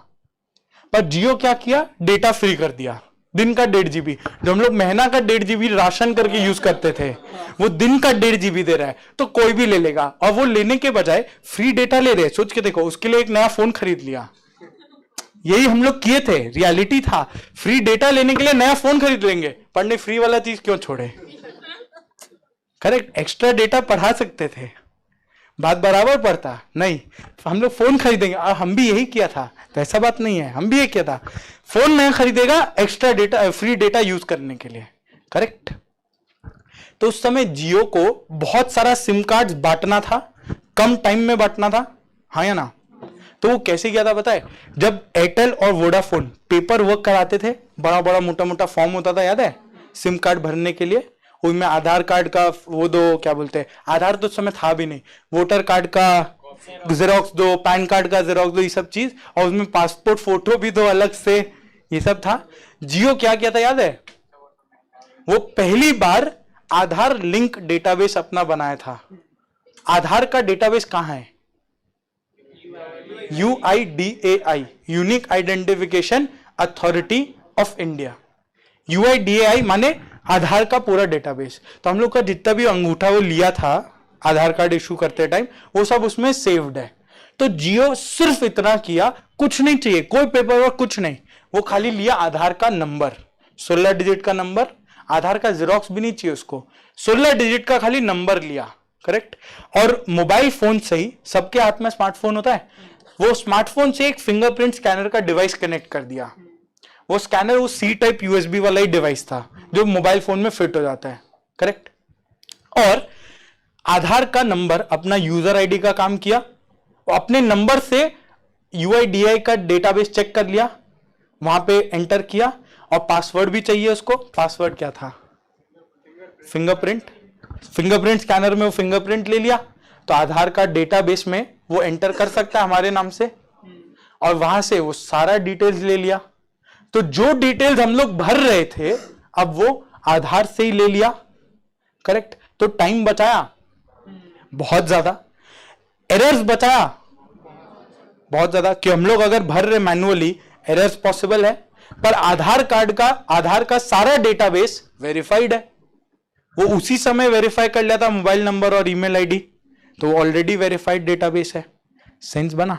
और तो और इकोनॉमी भी बचा लिया। कैसे? क्या वो अपना डेटाबेस क्रिएट कर रहा है? नहीं, आधार से लिंक किया। उसको करना क्या था? बस फिंगरप्रिंट डिवाइस का ही तो खर्चा किया। इतना सारा फॉर्म और इतने सारे लोग का काम खत्म कर दिया। सेंस बना। तो ये सब हम जो रियल में हुआ है वही सब एग्जांपल डिस्कस कर रहे हैं। सेंस बन रहा है? तो कैसे एफिशिएंसी बढ़ा, टाइम बचा, स्पीड बढ़ा, राइट? देखो, एफिशिएंसी माने कुछ नहीं, टाइम सेविंग ही है, राइट? मैनुअल टास्क कम होगा तो टाइम बचेगा ही। डन। इसी का एक और पॉइंट था पीछे नेक्स्ट पेज में, रिड्यूस्ड टर्न अराउंड टाइम। उधर में टाइम सेविंग बोल रहा है, इधर रिड्यूस्ड टर्न अराउंड टाइम बोल रहा है। सिमिलर टाइप का पॉइंट है, एक थिन लाइन का डिफरेंस है, वो हम बता देता है। जब वो रिड्यूस्ड टाइम बोला, देखो यहां पे हो, ये वाला याद है अपना प्रोसेस। जब वो रिड्यूस्ड टाइम बोला तो वो एक एक एक्टिविटी का बात किया। फॉर्म भरने में टाइम कम लगा, पेमेंट करने में टाइम कम लगा, इनवॉइस देने में टाइम कम लगा, करेक्ट? वो एक एक एक्टिविटी का बात किया। पर जब वो रिड्यूस्ड टर्न अराउंड टाइम बोल रहा है, वो करेक्ट, वो इस पूरे प्रोसेस का बात कर रहा है। टर्न अराउंड वर्ड का मतलब समझता है? घूम के आता ना, तो टर्न अराउंड का मतलब होता है स्टार्ट से लेके एंड तक, बस टर्न ओवर। समझ में आया? बस इतना ही फर्क था। वहां टाइम सेविंग बोला एक एक्टिविटी के लिए, यहां टर्न अराउंड टाइम जो कम करना है ये बोला ओवरऑल प्रोसेस के लिए। बस इतना ही फर्क था। कोई दिक्कत? चलेगा? यहां पे बस इतना लिख लो, फॉर द इंटायर प्रोसेस। बोलने का मतलब process start to process end. कोई दिक्कत? पूरा क्लैरिटी है, फुल सेंस बन रहा है। थोड़ा धीरे जा रहा है अभी जानबूझ के, कंफर्ट लेवल बिल्ड हो जाए, फिर अपना स्पीड तो रॉकेट बनेगा, करेक्ट? भाई उतना ही होगा तो तुम लोग अच्छे से समझ पाओ, डरो मत। चलो, एफिशिएंसी हुआ, इकोनॉमी में क्या हो रहा है? कॉस्ट कम हो रहा है, परफेक्ट, रिड्यूस कॉस्ट, कॉस्ट कम हुआ। तो बोलो बेनिफिट्स क्या है? एक बार बस बोल लो, 3 E's पहले बोलो, effectiveness, efficiency, reduced economy. Effectiveness माने एक्यूरेसी नॉर्मली, पर बेनिफिट्स में क्या आ रहा है? एरर्स नहीं है, क्वालिटी बढ़ रहा है, जिसकी वजह से रिलायबिलिटी भी आ रहा है, बेटर हो रहा है। एफिशिएंसी में एक पॉइंट तो एफिशिएंसी खुद ही है, और उसमें टाइम ही बच रहा है, तो एक्टिविटी का टाइम बचा, प्रोसेस का टाइम बचा, turn around time, correct? Third, economy माने रिड्यूस्ड कॉस्ट, करेक्ट? अब ये इस तरह से सिंप्लीफाई करके क्या होता है जानता है? तुम लोग कभी भी ना सारा पॉइंट्स नहीं भूल सकता। तुम लोग 3 E's तो ध्यान रखेगा ही, और उससे 3-4 पॉइंट तो आ ही जाएगा।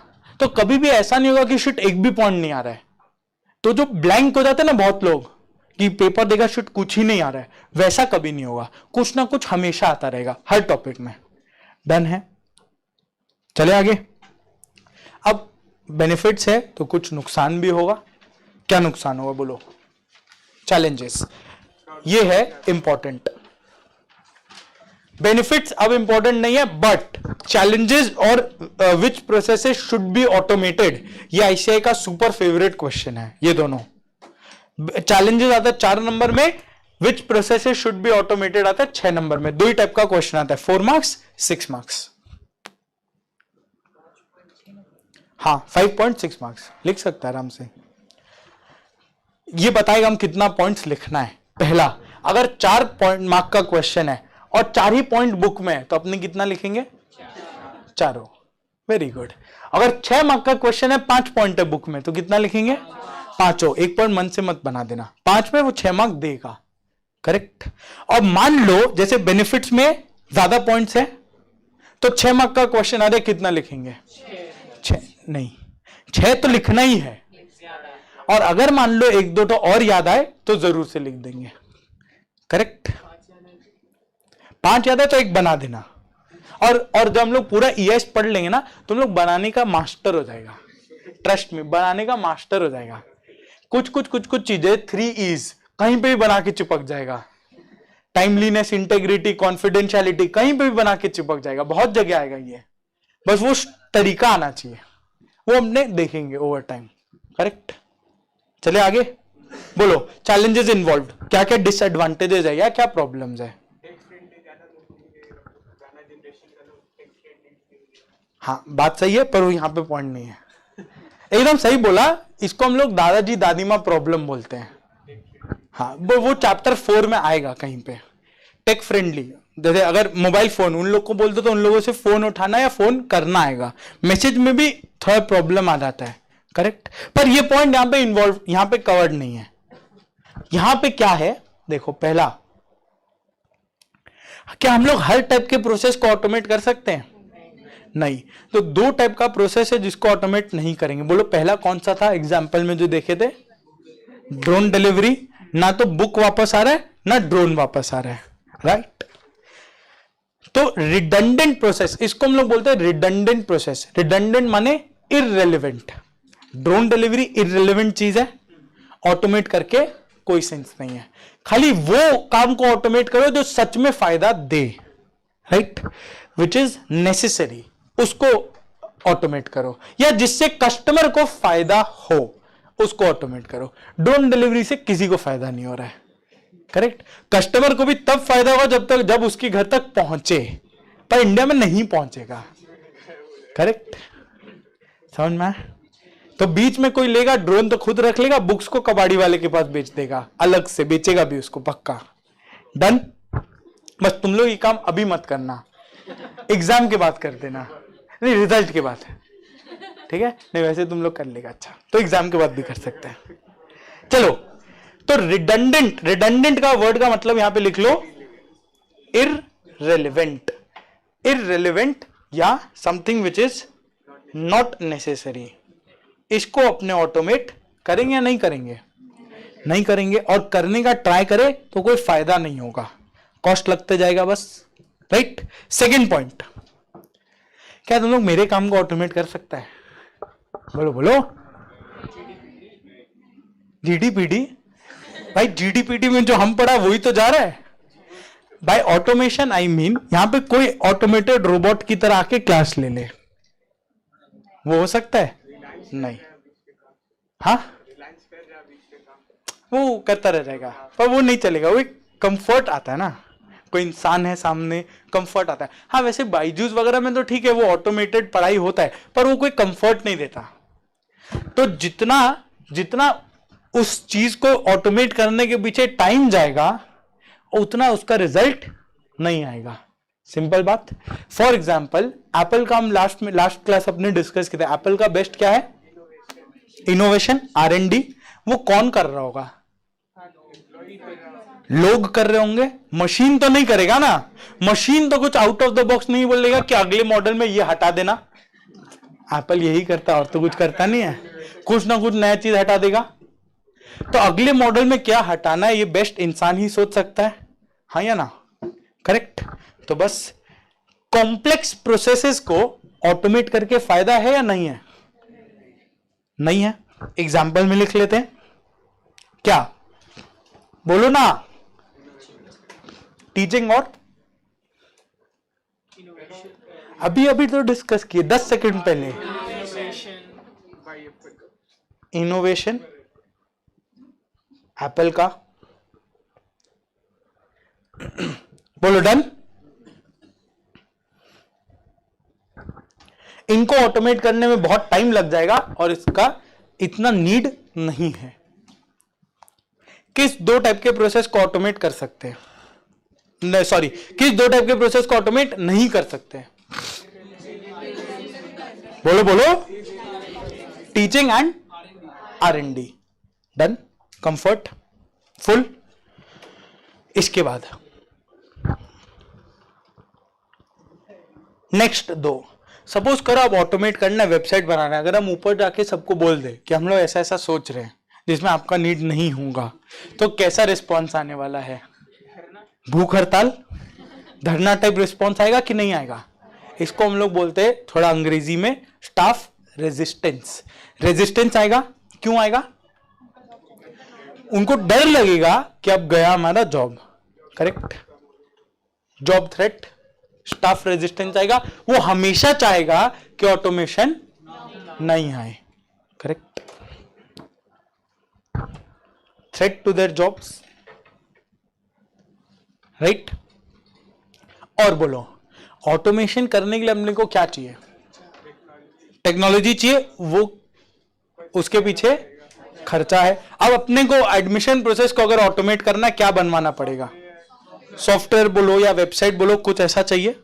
तो दो तरीका है, या तो हम किसी कोई कंपनी के पास जाए और सॉफ्टवेयर कंपनी, और उसको बोले अपना वेबसाइट बनाओ। जैसे अपना इनकम टैक्स पोर्टल कौन बनाया? आइडिया है? इन्फोसिस बनाया है। तो गवर्नमेंट का इन्फोसिस के साथ कॉन्ट्रैक्ट था, इन्फोसिस बना के दे दिया, करेक्ट? एक तरीका ये, इसको हम लोग बोलते हैं डेवलपमेंट, खुद बना रहे। और भी एक तरीका है, क्या? मार्केट में जाके बना बनाया सॉफ्टवेयर परचेज कर ले। जैसे बैंक्स रेडीमेड सॉफ्टवेयर खरीदते हैं। जैसे हम लोग अकाउंटिंग के लिए क्या करते हैं? टैली यूज करते हैं। क्या टैली हमने बनवाया है? नहीं, वो रेडीमेड सॉफ्टवेयर है, हर कोई खरीद सकता है, करेक्ट? तो दो ऑप्शन है। अब इन दोनों के ही पीछे कॉस्ट लग रहा है, नहीं लग रहा है? लग रहा है।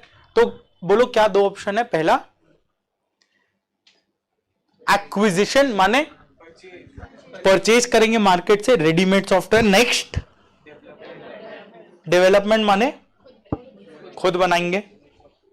ये हुआ मेक, बोल सकते हैं? ये हुआ बाय। सुना होगा ना तुम लोग, मेक एंड बाय, मेक और बाय, राइट? इन दोनों के ही पीछे कॉस्ट लग रहा है, वो कॉस्ट को जस्टिफाई करना होगा। कॉस्ट होता है दो टाइप का, एक अपफ्रंट वन टाइम कॉस्ट, जो ये दोनों है, इन दोनों में से कुछ एक। नेक्स्ट होता है भाई वेबसाइट बनवा लिए, ऐसा तो नहीं है कि एक बार बना और बस हो गया, लाइफ टाइम के लिए सही चलता ही जाएगा। उसको मेंटेन करके रखना पड़ेगा। अब मेंटेन कौन करेगा? ऊपर बैठे हुए लोग मेंटेन कर लेंगे? कौन करेगा? हम लोग मेंटेन कर लेंगे। स्किल्ड लोग जो टेक्निकल फील्ड में एक्सपर्ट है, जो अपना आईटी वाले फील्ड में एक्सपर्ट है, वो लोग मेंटेन कर पाएंगे, हाँ या ना? करेक्ट? टेक्निकल लोग, इसको अपने बोलते हैं स्पेशल स्किल्स वाला एम्प्लॉइज, टेक्निकल डिपार्टमेंट। चलेगा? करेक्ट? सेंस बना? हाँ बिल्कुल दे सकते हो एग्जाम में ये सब एग्जाम्पल्स, कोई दिक्कत नहीं है, राइट? इसको बोला इंप्लीमेंटेशन कॉस्ट। तो बोलो चैलेंजेस में 4 पॉइंट क्या क्या? पहला, दो टाइप का प्रोसेस जो हम लोग ऑटोमेट नहीं कर सकते, क्या क्या? रिडंडेंट प्रोसेस और कॉम्प्लेक्स प्रोसेस, करेक्ट? और दो चीज जो अदर पॉइंट्स में आ गया, स्टाफ रेजिस्टेंस आएगा कि उनको डर लगेगा जॉब जाने का, और दूसरा इंप्लीमेंटेशन कॉस्ट, अपफ्रंट कॉस्ट लग रहा है, डन है, करेक्ट? यहां तक क्लियर है? तो ये अपना बीपीए का एक टॉपिक खत्म किया है। तो बोलो कि कंफर्ट है या नहीं है? कुछ भी दिक्कत है? कुछ भी जो तुम लोगों को लग रहा है ये ऐसे नहीं वैसे करे तो शायद बेटर होगा? बोलो बोलो, पूरा कंफर्ट है, हो रहा है? एक बार यहां तक रिवाइज करें फिर आगे चले। ऐसे बीच बीच में रिवाइज करके आगे बढ़ेंगे तो बेटर होगा। चलो बीपीए से रिवाइज करते हैं। बोलो बीपीए मतलब, वो होता है बीपीए का फुल फॉर्म। बीपीए का फुल फॉर्म होता है बिजनेस प्रोसेस ऑटोमेशन। बीपीए मतलब में मीनिंग आ जाता है 3 पॉइंट। क्या था? हम लोग यूज करते हैं टेक्नोलॉजी क्या करने के लिए? रिमूविंग ह्यूमन एलिमेंट, जिससे क्या होगा? 3 E's बेटर होगा, इफेक्टिवनेस, एफिशिएंसी, इकोनॉमी। परफेक्ट। पहला question, factor affecting BPA success. BPA का टीका क्या होगा? Timeliness, integrity, confidentiality, availability. और ये टीका मिलेगा कहां? mcart.com से खरीदना होगा। mcart.com क्या था? किस टाइप के प्रोसेस को ऑटोमेट करना चाहिए। एम माने multiple people, process involving multiple people. C cross functional. A audit trail. R and compliance, बिल्कुल सही। R repetitive processes. और T time sensitive processes. Correct है। अगर ये सब याद है ना 50% से ज्यादा काम उधर ही हो गया। डन। और बाकी का काम एग्जाम्पल्स करेगा। जब तुम लोग एक एक पॉइंट लिखेगा तुम लोग को ऑटोमेटिकली एग्जाम्पल्स ट्रैक करने लग जाएगा। राइट। इसके बाद कुछ फायदा होगा कुछ नुकसान। फायदा क्या बोलो? Benefits 3 E's, effectiveness, efficiency, economy. Effectiveness से क्वालिटी बढ़ रहा है, रिलायबिलिटी बेटर हो रहा है। डन। एफिशिएंसी से एक तो एफिशिएंसी पॉइंट ही है और टाइम सेविंग हो रहा है, उधर में टर्न अराउंड टाइम बच रहा है। करेक्ट। थर्ड, इकोनॉमी में रिड्यूस्ड कॉस्ट कम हो रहा है। डन। अब इसका डिसएडवांटेज क्या है? सबको बोलते हुए चलना होगा। चैलेंजेस, पहला 2 टाइप का प्रोसेस जो ऑटोमेट नहीं हो सकता, redundant processes, complex processes. Very good. और 2 पॉइंट, एक स्टाफ रेजिस्टेंस आएगा, दूसरा इंप्लीमेंटेशन कॉस्ट आएगा। चलेगा? करेक्ट है ना? अब तुम लोग ये चीज, ये क्वेश्चन सिंस आया नहीं है हम खुद बता देते हैं। ऊपर एडवांटेज में था रिड्यूस्ड कॉस्ट और नीचे डिसएडवांटेज में था इंप्लीमेंटेशन कॉस्ट। बोलो दोगला वाला बात है या नहीं है? है? बोलो बोलो। तो पूछा तो नहीं? करेक्ट, बिल्कुल सही आंसर ही हम चाह रहा था इसलिए हम पूछा। ऊपर जो रिड्यूस्ड कॉस्ट बोला वो रेकरिंग कॉस्ट का बात किया। आईटी अगर हम लोग लगा ले तो रेकरिंग कॉस्ट बचेगा, ऊपर उसका फायदा का बात किया। और नीचे जो कॉस्ट बोल रहा है वो इंप्लीमेंटेशन कॉस्ट का बात कर रहा है। इंप्लीमेंटेशन माने शुरू का जो वन टाइम अपफ्रंट कॉस्ट होता है वो बड़ा होता है। आईटी को मेंटेन करने का कोई बहुत ज्यादा खर्चा नहीं आता है, खर्चा आता है पर बहुत ज्यादा नहीं आता है। चलेगा? क्लैरिटी? डन है यहां तक? चले आगे? चलेगा ना? परफेक्ट। आ जाओ, बहुत अच्छा बच्चा लोग है। हाँ तब ठीक है। अच्छा 6:45 का टारगेट ऐसे तुम लोग बांध के रखा है क्या? सही में? अगर ऐसा है तो 4:45 कर लेते हम लोग क्लास का टाइम। आओ इधर। नेक्स्ट अपने चलते हैं बीपीए इम्प्लीमेंटेशन। बीपीए इम्प्लीमेंट, यहां तक बात था अपने कर क्या रहे, क्या कर रहे हैं? BPA automation. हाँ पढ़ाई तो कर ही रहे हैं, ऑटोमेशन। करेक्ट। अब बात है करना कैसे है, स्टेप्स इन बीपीए इम्प्लीमेंटेशन। इसके लिए 2 पेज आगे जाओ, देखो एक समरी बना हुआ है। 8 स्टेप का प्रोसेस है। ये पूरा 8 स्टेप का कोई क्वेश्चन नहीं आता है, पूरा 8 स्टेप को लेके कोई क्वेश्चन नहीं आता है। बीच बीच में से 2-3 कहीं क्वेश्चन बनेगा तो अपने मार्क कर लेंगे। करेक्ट। और यहीं पे मेरे को तुम लोग को ये भी दिखाना है कि पेपर डिफिकल्ट कैसे बनता है। जैसे अभी जो हम लोग बीपीए पढ़े ये हर कोई पढ़ के आएगा, बहुत मजे से पढ़ के आएगा कि इजी था, अच्छा चीज था। अब पेपर डिफिकल्ट बनता है तो कैसे बनता है वो भी अपने देखेंगे, तो तुम लोग को एक फील आ जाएगा कि हाँ ठीक है इस तरह से ही तो डिफिकल्ट बनता है। राइट। देखो यहां अपने को करना है how to do BPA. BPA करना है वो अभी तक देखिए, उसका फायदा क्या है, उसका नुकसान क्या है, किस टाइप के प्रोसेस में बीपीए काम करेगा, वो सब अपने देख लिए। अब बात है अगर बीपीए करना है, ऑटोमेशन किसी भी चीज को करना है तो किस तरीके से किया जाए। करेक्ट। तो पहला स्टेप क्या होना चाहिए? अगर अपने को एडमिशन का ही प्रोसेस ऑटोमेट करना है, फर्स्ट स्टेप क्या होना चाहिए? टू नो व्हाई, क्यों ऑटोमेट कर रहे हैं, है या ना? एग्जिस्टिंग तरीके में कुछ गड़बड़ होना चाहिए तब जाके ऑटोमेशन फायदेमंद है कि नहीं एग्जिस्टिंग सही चल रहा फिर भी मन हुआ खर्चा करना ऑटोमेशन कर लो, वो तो नहीं होगा ना। एग्जिस्टिंग में कुछ गड़बड़ होगा तब जाके ऑटोमेशन इज जस्टिफाइड। राइट। तो पहला आया why do we need BPA 1। Second, just because हम लोग ऑटोमेट कुछ भी चीज कर रहे हैं क्या लॉ बदल जाएगा? तुम लोग का आईटी एक्ट, आईटी माने income tax, income tax act बोलता है कि बुक्स ऑफ अकाउंट्स कितने साल तक रखना है? 7 या 8? 8 बोलता है ना शायद, 8 ना कि 7?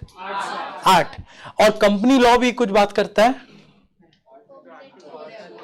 4 क्या नहीं, 8 ही बोलता है, कम 7 या 8 कुछ बोलता है कंपनी लॉ। आईटी एक्ट 8 बोलता है, कंपनी लॉ भी 7-8 कुछ बोलता है, जो भी ठीक है, समझ गया। अब जस्ट बिकॉज हम लोग फिजिकली वो बही खाता की जगह टैली में बुक्स ऑफ अकाउंट्स को रख रहे हैं, तो 7-8 साल बदल जाएगा क्या? नहीं, वो सेम रहेगा। तो लॉज एंड रेगुलेशंस को समझना पड़ेगा, रूल्स एंड रेगुलेशंस को समझना पड़ेगा। फॉर एग्जाम्पल बैंकिंग सिस्टम का अगर देखे, हर कुछ ऑटोमेटेड है सिवाय एक चीज, क्या? नहीं, क्यों? डिपॉजिट में, एटीएम मशीन में डिपॉजिट हो जाता है, ऑटोमेटेड है। एक चीज, हाँ, चेक। अकाउंट ओपनिंग भी तो ऑटोमेटेड है। वेबसाइट पे, कोई भी बैंक का वेबसाइट पे जाओ, वहां पे दे देगा ओपन अ फ्री अकाउंट वगैरह वगैरह। चेक ऑटोमेटेड नहीं है। आज के दिन भी अपने को मैनुअल चेक लिख के ऐसे काट के देना पड़ता है। वो क्यों? तुम्हें क्या लग रहा है बैंक ऑटोमेट नहीं कर सकता?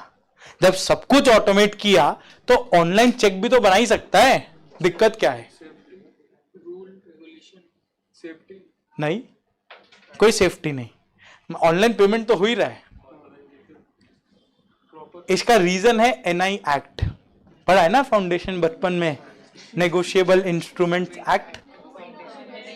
हाँ, इंटर में, हाँ तो ठीक है, अभी पढ़ रहा है ना, एक ही बात। एनआई एक्ट पढ़ रहा है ना, ये पढ़ने का प्लान है, जो भी पढ़ लेना।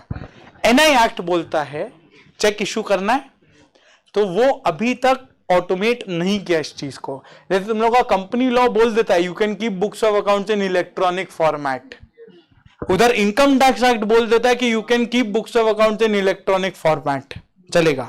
पर एनआई एक्ट अभी तक ये नहीं बोला कि आप चेक को ऑनलाइन या इलेक्ट्रॉनिक फॉर्मेट में इशू कर सकते हैं। तब तक एनआई नहीं बोलेगा, एनआई एक्ट नहीं बोलेगा, बैंक्स के पास ये अथॉरिटी है करने का नहीं।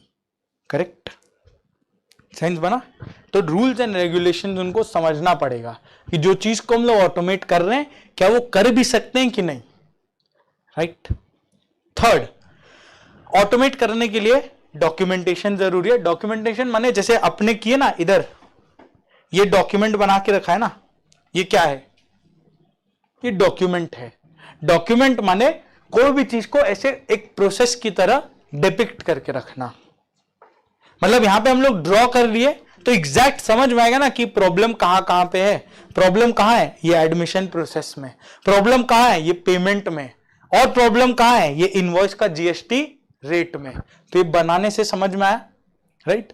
तो यहां पे डॉक्यूमेंटेशन हो रहा है, क्यों? ताकि एरर्स पता चले। एरर्स पता चलेगा तो हम लोग रेक्टिफाई कर पाएंगे।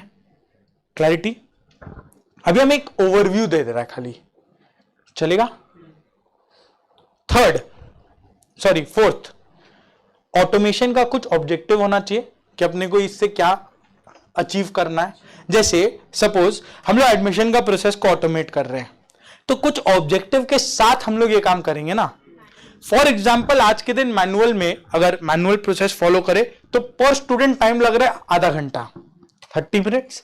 तो हम लोग का ऑब्जेक्टिव होगा कि भाई आधा घंटा को कम करके 5 मिनट्स में लेके आना है। क्या ये क्लियर कट ऑब्जेक्टिव है? हाँ, 30 मिनट्स को 5 मिनट्स में लेके आना। तो किसी एक ऑब्जेक्टिव के साथ ऑटोमेट करेंगे, राइट? सेंस बना? तो बोले 4 स्टेप क्या बोला? पहला वाई ऑटोमेशन, एरर्स समझना होगा। लॉज, रूल्स, रेगुलेशंस को देखो क्या वो ऑटोमेशन अलाउ भी कर रहा है। थर्ड, डॉक्यूमेंटेशन इंपॉर्टेंट है, डॉक्यूमेंट करो। फोर्थ, ऑब्जेक्टिव्स एंड गोल्स को समझो कि क्या आप हासिल करना चाह रहे हो। नेक्स्ट, कौन करेगा ऑटोमेशन? हम लोग कर लेंगे। वेबसाइट बनाने खुद बना ले? कौन बनाएगा? कोई एक्सपर्ट, कोई कंसल्टेंट, कोई डेवलपर, राइट? इसी को यहां पे बोला बिजनेस प्रोसेस कंसल्टेंट, माने बगल में लिख लो एक्सपर्ट। एक्सपर्ट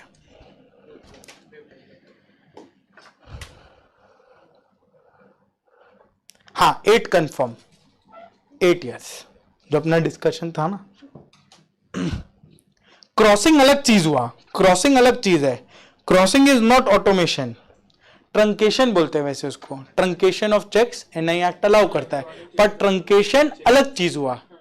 ट्रंकेशन से ये नहीं हो रहा कि हम लोग चेक को ऑटोमेटेड फॉर्म में इशू कर सकते हैं, नहीं, वो बैंक के लिए थोड़ा सा इलेक्ट्रॉनिक काम करवा दिया, बट चेक इशू तो अभी भी हम लोग को फिजिकली करके वो फाड़ के ही हैंड ओवर देना पड़ेगा। करेक्ट, समझ में आया? अब बोलो, तो एक एक्सपर्ट को लाएंगे ऑटोमेट करने के लिए, हाँ या ना? अब जब एक्सपर्ट ऑटोमेट किया तो कुछ रिटर्न आना चाहिए ये ऑटोमेशन के वजह से। ऑटोमेशन में लग क्या रहा है? इंप्लीमेंटेशन कॉस्ट, पैसा लग रहा है, तो उससे कुछ तो बेनिफिट आना चाहिए, हाँ या ना? तब जाके ऑटोमेशन जस्टिफाइड होगा या नहीं होगा, राइट? तो इसका हम लोग ROI कैलकुलेट करेंगे, रिटर्न ऑन इन्वेस्टमेंट। करेक्ट, अगर इसका रिटर्न पॉजिटिव आ रहा है तब जाके हम लोग अप्रूवल देंगे ना कि हाँ चलो ठीक है रिटर्न पॉजिटिव है, ऑटोमेशन करते हैं। यस और नो? पहले कोई भी उसको ROI नहीं पढ़ता, क्यों? ROI नहीं पढ़ा होगा, वो छोटा है फिर आई वापस बड़ा है। ROL, हाँ तो ROI तो नहीं, ठीक है, ROL से क्या ही बता देता है इसमें, बोलो। इसलिए तो नहीं बता पाए ना। अच्छा,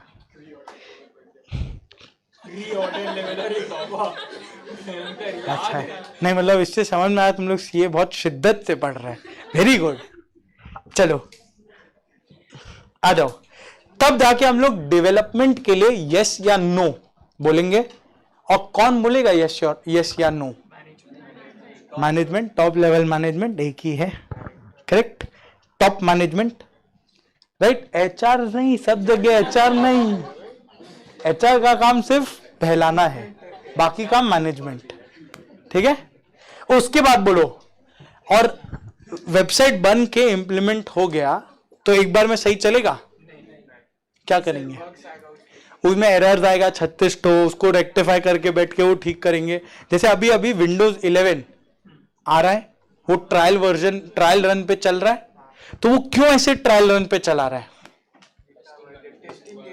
इसको हम लोग बीटा टेस्टिंग कुछ ऐसा बोलते हैं, जानते हो तुम लोग? एप्स में भी आता है, जैसे बहुत जन के फोन में स्विगी का अपडेट आ जाएगा पर बहुत जन में नहीं भी आएगा, क्यों बस टेस्ट कर रहा होता है एक नया वर्जन को कि सही से चल रहा है या नहीं।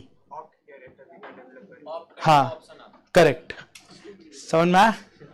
हम बस इतना ही रखते हैं, बाकी और थोड़ा भी हाई लेवल हो जाएगा, एकदम बेबी चीज, राइट? तो बहुत जन के कंप्यूटर में अभी हम लोग के पास विंडोज 11 आ रहा है, बहुत जन में नहीं भी आ रहा है, क्यों? अभी वो उसको पता है टेस्टिंग फेज में, और जिसके पास विंडोज 11 है डेली अपडेट में चेक करो 1000 तो अपडेट आ जाएगा। क्या कर रहे हैं वो लोग वहां बैठ के? एक्सेप्शन, मतलब कोई भी जो एरर्स है उसको बैठ के रेक्टिफाई कर रहा है, ठीक कर रहा है। फोन में आए दिन एंड्रॉइड का अपडेट आ जाता है, एप्पल में iOS में एप्पल का अपडेट आ जाता है, हाँ या ना? तो ये लोग क्या करते हैं, कुछ टाइप का बग्स को फिक्स करते रहते हैं, इसी को बोले टेस्टिंग, राइट? इधर नीचे में लिख लो एक वर्ड, एक्सेप्शन प्रोसेसिंग। एक्सेप्शन मतलब समझता है क्या? नहीं, लॉ वाला एक्सेप्शन नहीं है, एक्सेप्शन माने बग्स, एरर्स, करेक्ट? बगल में लिख लो, एक्सेप्शन माने एरर्स। तो कोई भी एरर आए, कोई भी टाइप का बग्स आए तो उसको हम लोग प्रोसेस करके रेक्टिफाई करते हैं। बोलो डन? क्लैरिटी यहां तक 100%? आगे चले? हो गया? ठीक है, हाँ ठीक है। बोलो 8 स्टेप रिपीट तो कर दो एक बार, बोलो 8 स्टेप। पहले हम लोग क्या किए? बीपीए क्यों करना है, why. Next rule regulation laws को समझ लिए। थर्ड डॉक्यूमेंटेशन करते हैं जितना भी रिक्वायर्ड है। फोर्थ ऑब्जेक्टिव्स गोल्स को समझ लिए। नेक्स्ट कौन करेगा बीपीए? Expert consultant. नेक्स्ट वो ROI चेक करेगा, क्या फायदा है क्या नुकसान है। उसके बाद अगर पॉजिटिव है तो अप्रूवल दिया जाएगा डेवलपमेंट के लिए, नहीं तो रिजेक्ट, करेक्ट? और उसके बाद जाएगा अपना टेस्टिंग के लिए, करेक्ट? सेंस बना? थोड़ा कंफर्ट आ रहा है, हो रहा है अभी तक? कॉन्फिडेंस है, ये बना रहेगा, डोंट वरी। चलो इसी के साथ तुम लोग कल बस वापस से बुक लेके आ जाना, कल कर लेते।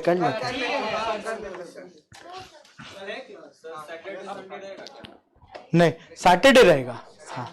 इतना छुट्टी क्या करेगा? अब बोले एक हफ्ता तो मान के चलिए थोड़ा सा। कल कर लेते मेरे को लगता है। हाँ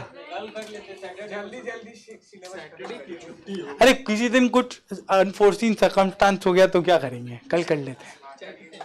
हाँ कभी कभी। हाँ कल करते हैं क्लास 5 बजे, ठीक है। टुमारो 5 PM, बस बुक लेके दिमाग लेके आ जाना, बाकी काम मेरा। Okay bye bye. Life is easy. तुम लोग कोई बोलता नहीं है क्यों?